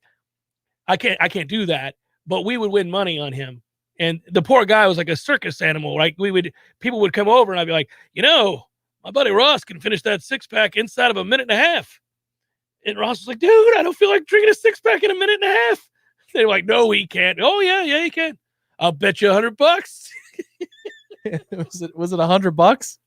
Yeah, like $100. Oh, that's a lot of money in the 90s. Oh yeah. It was. And for being in college, it's a ton of money. But then we would go buy a keg with it.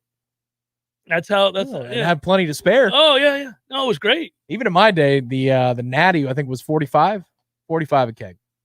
I don't know how much a keg. We never sprung. I mean, like if it was Bud Light, it's because maybe I don't know. Somebody was like, "Ooh, feeling good this like, weekend, all right, boys. We beat Troy. Let's get the Bud Light keg. Let's go." Man, Mike's Beer Barn. You want to talk about? Oh wow. Yeah, you want to talk about antithetical to what you're trying to keep from happening. You know, how many people just drove through and be like, "Yeah, I'll take a gallon jug of beer for the road," and they're like, "All right, coming right up." Man, they were actually lifesavers too in COVID. Because the drive-through was open and people knew that the drive-through was open. Yeah. Well, yeah, it made me laugh. Well, and also during COVID, that's they just decided, the laws, we can change them.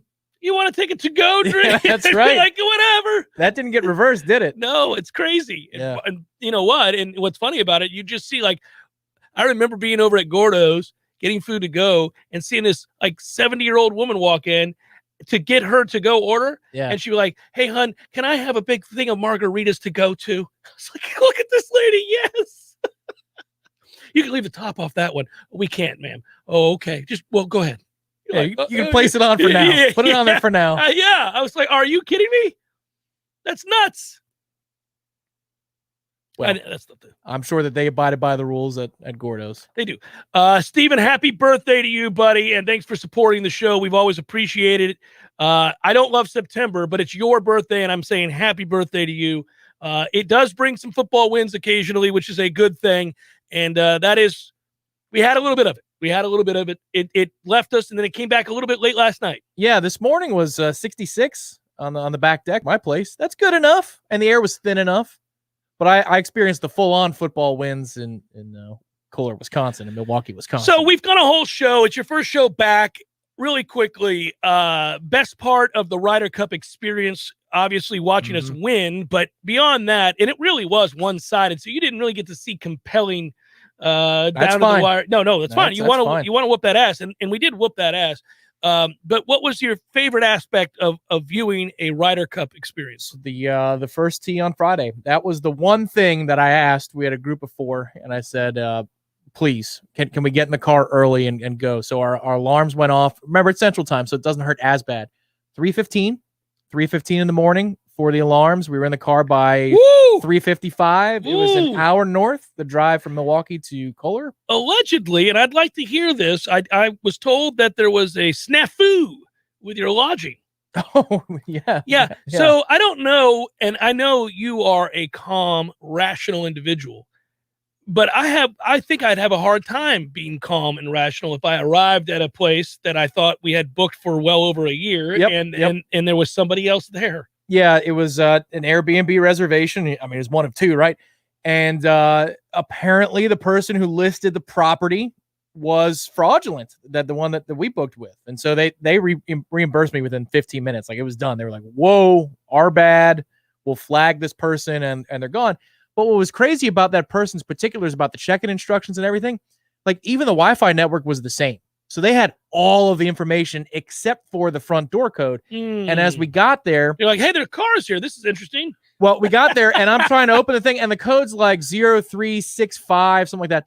But then you get to the door and everything is 2-digit. Every button is 2 digits. Oh, So like, no, that ain't good. This is not right. No. These are not options. No, not okay with this. And the guy said, excuse me. I'm like, oh, here we go. He's like, so you're trying to check in at this address, and it had 2 front doors to the place. It was kind of weird. So we're like, well, maybe we're each in half of one of the floors.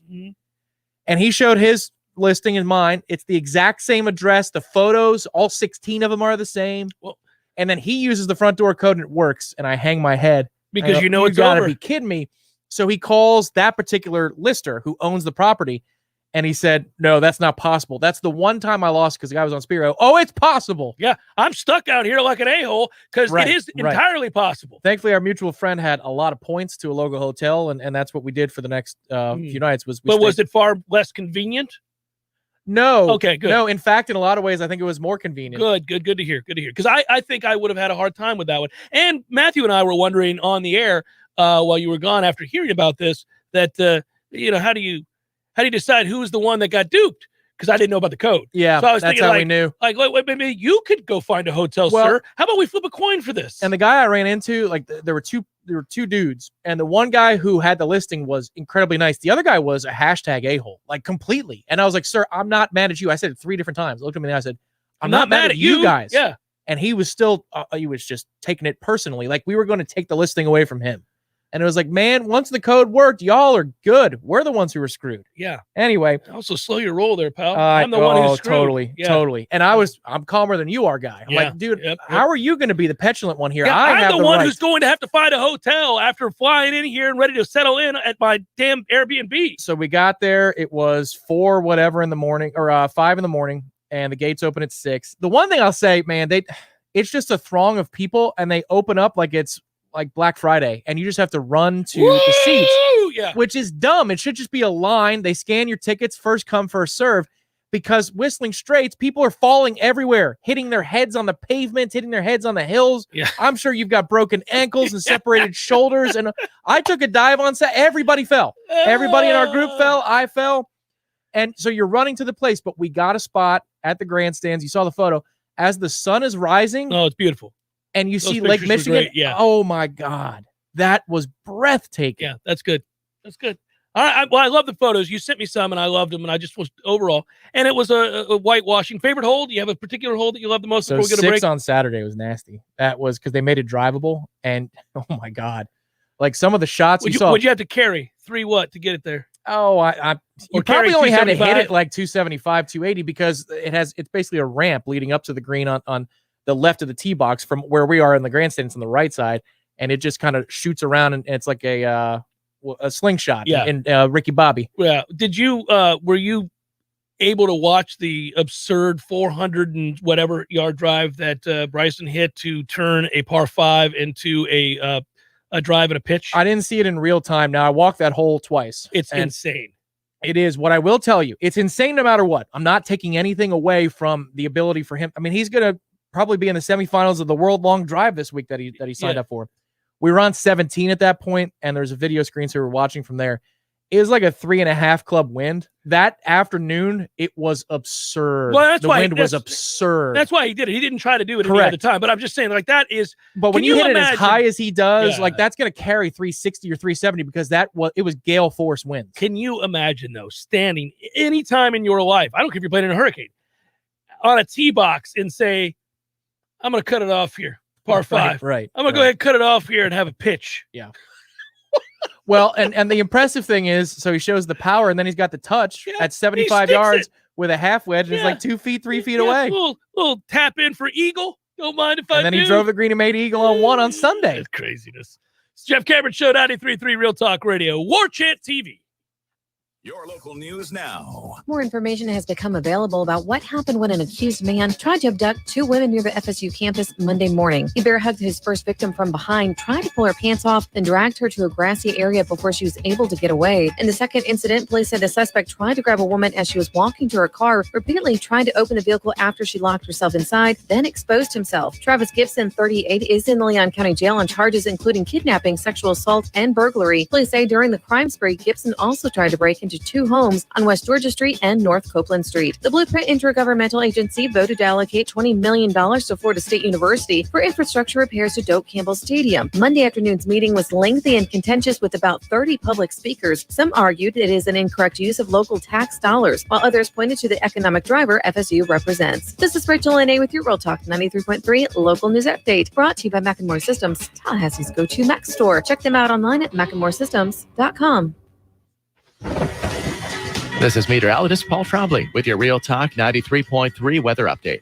A blend of clouds and sun this afternoon with highs around 88. Winds out of the northwest around 5 miles per hour. Lows dip down to about 69 tonight, 90 tomorrow, partly cloudy. Upper 80s Friday and Saturday. Another look at the short range, high of 88 this afternoon. This report is brought to you by the Lawn Johns. For all your landscaping and lawn care needs, visit thelawnjohns.com. Right now, 89. T-Spark Enterprises, roofing and construction services. T-Spark, T-SparkConstruction.com. We conquer all peaks, we fix those darn leaks. Call 850-766-1340. T-Spark Enterprises, roofing and construction services. T-Spark, T-SparkConstruction.com. License number CCC 1331204. We all want more energy, more strength, more results. Well, welcome to Orange Theory Fitness as you take a step towards feeling more alive today. Backed by science, Orange Theory's heart rate monitored workout is scientifically designed to keep heart rates in a target zone, spiking metabolism and increasing energy. Orange Theory Fitness is a one-of-a-kind group personal training workout resulting in more energy, visible toning, and extra calorie burn for up to 36 hours. Experience a more vibrant life today with Orange Theory Fitness. To find out more, go to orangetheoryfitness.com. Dana Lash from 9 to midnight. Answer questions first instead of trying to shame people. This idea that you're not going to answer anyone's questions or provide any honest data or lie and fudge numbers like the CDC has now been caught twice doing. I mean, I could be generous and say that it was a mistake, but when you have thousands of people on your staff and you get our tax dollars to make sure this information is accurate, you wouldn't tolerate this in any other workplace with an outcome as severe as this. Dana Lash from 9 to midnight. 9 to midnight on Real Talk 93.3. The Jeff Cameron Show is a production of the Warchant.com Multimedia Network. Check out Warchant.com today for the latest news inside Florida State athletics. That's Warchant.com. Now, back to Jeff on Real Talk 93.3.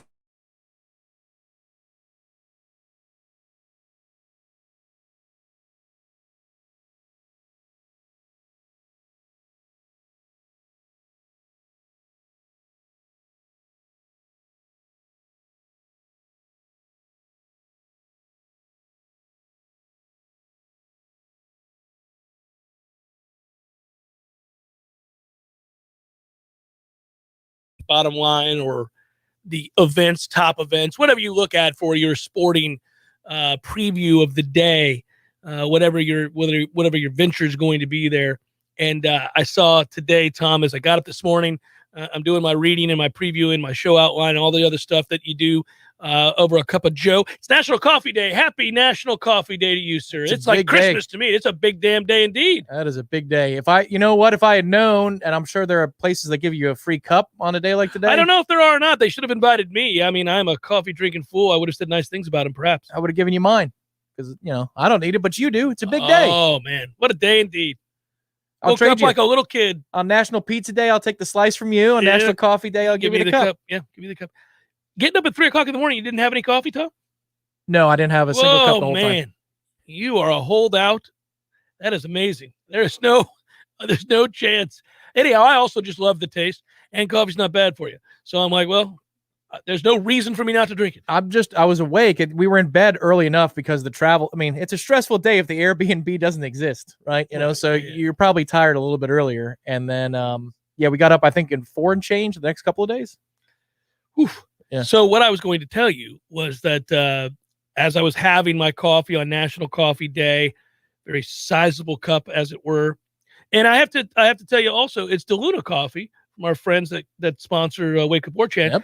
Yep. When I went to Pensacola with Corey to speak to the Seminole Club there, at Lemmix, good times, yeah, and we were there, and he gave me every kind of coffee they make. They were like, Here, you want a bag of this? You want a bag of this? You want a bag? I said, well, sure. He's like, well, they're just here at the end of the night. He brought every kind. Blue Angels, graffiti Brit, you know, all of it.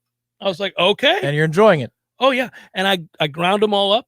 I sealed them. They're all set. So, yeah. Where was my wife's amount, right? Wasn't there some for Jamie? There's plenty left. I can give her some. I can give her some coffee. Yeah. She's back into drinking coffee. Well, that's good because she's smart. Most people should drink coffee. It's a good also opportunity. I'll do it now instead of the last segment. But tonight at 6 o'clock, shortly after 6 o'clock, right here on Warchant TV is a live edition of Wake Up Warchant Live with Aslan and Corey, brought to you by DeLuna Coffee. So there you go. Great. Yeah, absolutely.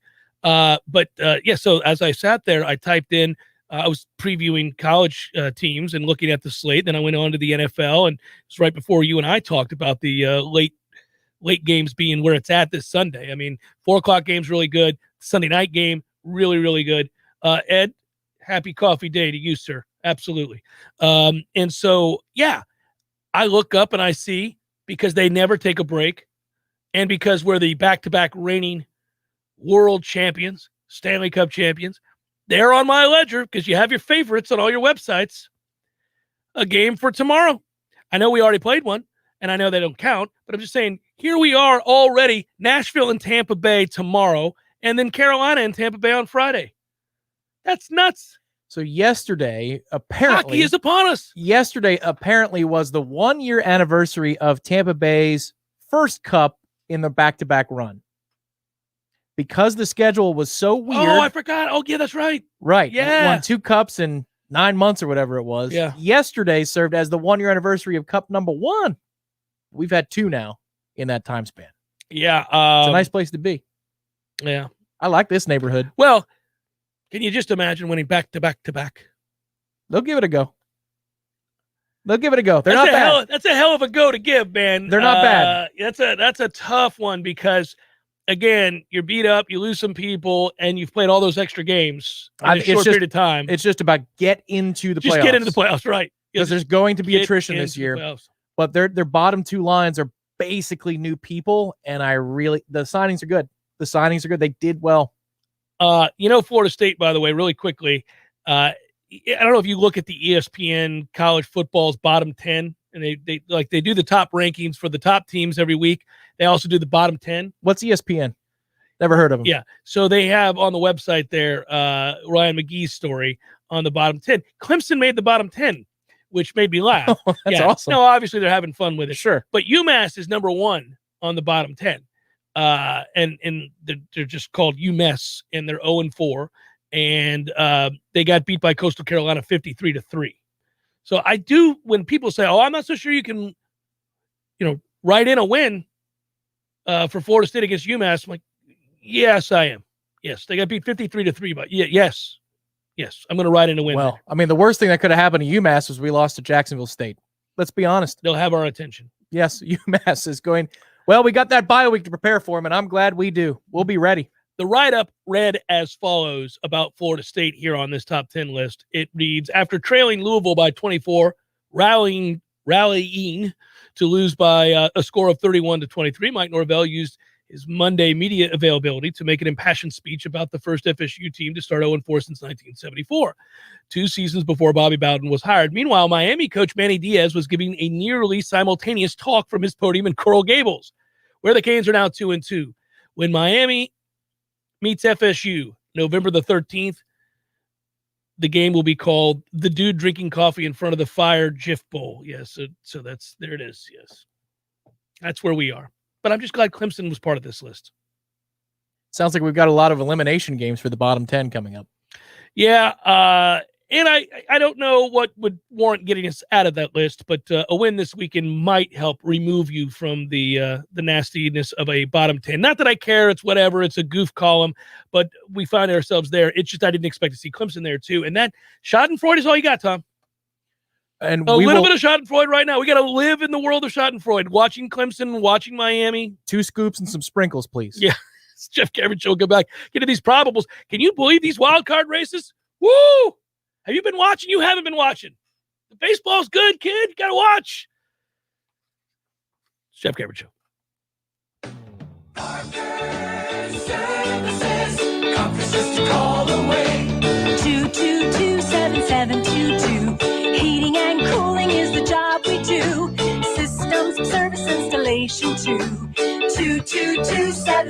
822 Parker Services. Conferences to call away. Hey, it's Jeremy with Parker Services, here to tell you about Remy Halo Whole Home Air Purification, which works with your existing HVAC system to reduce bacteria, viruses, mold, odors, and allergens in every cubic inch of air-conditioned space in your home. Call to learn more about how this technology can improve your indoor air quality. And hey, if you know your AC has seen better days and it's time to upgrade, we're including a Remy Halo with every new installation through the end of the month. Give us a call or find us online at TallahasseeAC.com. Parker Services. Conferences to call away. Florida license number CMC 050334.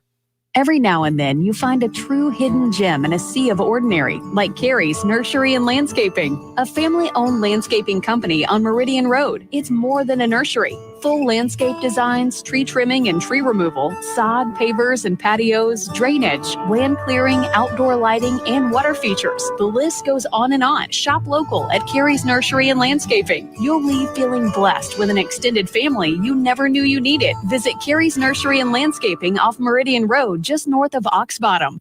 When the forgotten poor are in need of healing, they wait for a ship unlike any other.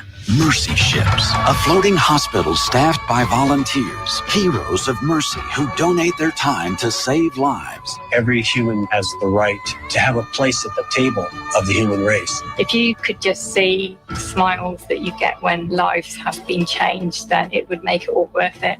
To learn more about Heroes of Mercy, go to mercyships.org. You went online to switch your car insurance to Progressive so you could save money. But then you saw a friend request from an old summer camp buddy. And now here you are, clicking through photos of his kickball team from 2011. Oh, looks like they won the championship that year. Then he moved to Tulsa. Oh, a new tattoo. Yes, they said it was easy to save hundreds on car insurance with Progressive, but they forgot about the rest of the internet. Progressive Casualty Insurance Company and affiliates. National average savings by new customer surveyed who saved in 2019. If you weren't the owner of Gordo's and all those wonderful restaurants, Eddie, what would you be doing? You know, I think I'd want to be I don't know what I'd want to be, a boat captain or a cowboy. You know how to use a lasso? No. You'd have to do that if you were a cowboy. Yeah, but I've never even been on a horse. It's not my place to be on a horse. I agree. And the horse thanks you. Gordo's, bringing the flavor and flair of Cuban food to Tallahassee since 1996. The Jeff Cameron Show, brought to you by Orange Theory Fitness. 2 Tallahassee locations, Midtown on Thomasville Road and Northside in the Village Common Shopping Center. Online at orangetheoryfitness.com.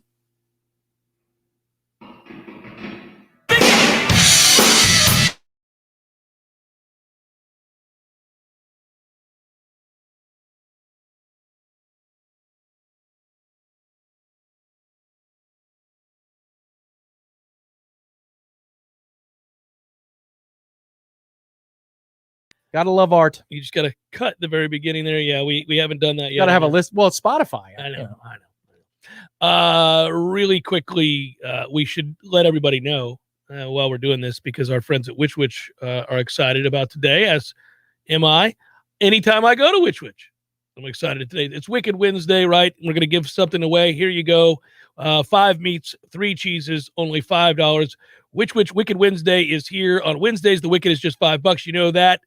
Tallahassee listeners, viewers only. Wait for my cue to call. That would be in what? What's the number? We figured it out. It was a lot easier. It wasn't what we were saying before. It was that number, but we were like given this other number. Yeah, that's right. Yeah, we were given the other number that was on, like a website or something. Yeah. Now it's just something as easy as call. Do we have that list? 386-8255. 386-8255. And that's, again, for Tallahassee listeners. Folks, please, if you're living on the other side of the country, we love that you're supporting us. But this isn't going to apply to you. You're not going to be able to get the free Wicked in California or something like that. That's right. 386-8255. What's that spell? It spells something. Talk. I don't know. It's talk. I think it is talk. Yeah. 386-TALK. Yeah. 386-TALK. Yeah. 386-TALK. You had me going through and looking at rotary phones and being like, spell it out with the numbers, please. Time for probables. Oh, caller 3 right now. Caller 3. All right, number 3. Get moving, everybody. For Wicked Wednesday, Which 5 meats, 3 cheeses, and celebration, because you're going to get a free one. All right. Probables brought to you by North Florida Payroll Services, locally owned for nearly 15 years, offering payroll and HR services, including full online applicant onboarding and integration into payroll. Save your company money and headaches today. Head to northfloridapayroll.com. It's time for, how you say, with the pitching, probables?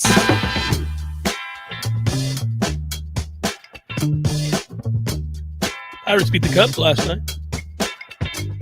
59 wins. Come on. Come on. Come on. What's that number? Well, we hit the over already. Pirates, Okay, good. Pirates already went over. I just want to get to 60 wins. And be nice. Good start to the homestand there. Nats, Rockies. Paolo Espino. Peter Lambert going for the Rockies. Kyle Hendricks today for the Cubs. Ronzi Contreras goes for the Pirates. I don't know who the hell that is. Red Sox, Orioles, Nathan Eovaldi, and Zach Lowther. Red Sox, you got to wake up, man. You can't be losing to the Orioles like last night. What are we doing around here? Yankees, Blue Jays, Garrett Cole. He rebounded nicely once he figured out how to pitch without the sticky stuff. He's fine. Could win the Cy Young. He found new sticky stuff. Jose Barrios going for the Blue Jays. Marlins, Mets. Elcier Hernandez goes for the Marlins. Tawan Walker going for the Mets. Phillies, Braves. Aaron Nola, who has a tough loss last night, man. Tough loss last night for the Phillies. They got the start they needed, but you mustered all of one run. Charlie Morton isn't having nonsense ever in big games. He's just dominant. Crazy. Aaron Nola goes today for the Phils. The Braves will throw Max Fried. We got the Tigers and the Twins. Casey Mize, Michael Pineda. Brewers, Cardinals, Adrian Hauser, Miles Mikolas.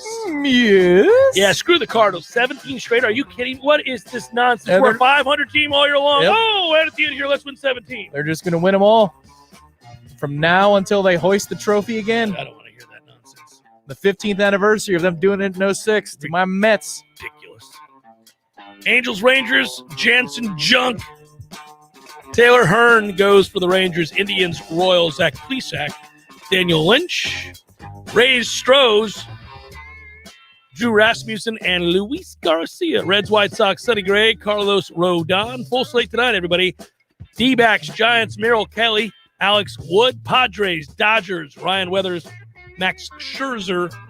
Still going strong. Max Scherzer, by the way, 15-4 with a 2.28 with 232 strikeouts. Scherzer's like, suck it. I'm going to live forever. That's exactly what he's saying. Every time. As he's throwing the ball. It's nuts.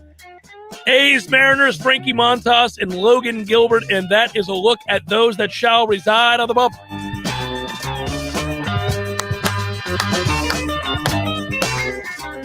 I had no idea that Seattle was in the wild card race. Oh, buddy, and their bullpen has been unbelievable. They had 5 different relievers, I believe it was, yesterday, and they didn't give up an earned run. I think they gave up maybe 1 hit and struck out like 6. It's been insane. Like, we like that market, so we will accept it more. I'll allow it, right, as the meme would go. Mm-hmm. But they're more of a fraud than St. Louis is, right? Because their run differential is way into the negative. No, it's nuts. They have found ways to win games that are, it's rather remarkable. But I really like Seattle. We do like the market, and I would like to see them make the playoffs. I think that'd be great, especially since they traded away one of their most beloved relievers in the game to a rival during the trade deadline in the midst of being in the race. They also traded Robbie Cano and Edwin Diaz for yeah. You got fleeced. That's correct. The commissioner should have stepped in. If you represented well, listen, there was his agent who traded for him. Yeah, what is that? The commissioner should have stepped in. I love it. Save us from ourselves, commish. We need a little help. This guy likes Robbie Cano way too much. What a disappointing year. I mean, I obviously knew that the Pirates would be terrible, and they have lived up to the billing. But we thought the Mets would be good, and they're not. That is, they would have been in contention for a lot longer if Jacob deGrom wasn't shut down by midseason. Like, if you're looking at the difference in the standings and before everything went to hell, they would have been hanging in there and right in this race with the Braves and the Phillies. But when you lose deGrom, this year it's that simple because they were actually winning when he was on the mound for a change. They were, and also that gave you a reason to watch every 5th day. You're like, get excited, Oh, he was doing, godly things. Not ungodly. No, he was amazing. All right, that's it. That's all. Good work out of you. Good work, Matthew. Be well, everybody. Have a great night. Appreciate you on this Balls McWednesday. We'll be back with a Redemption Thursday tomorrow. Take care.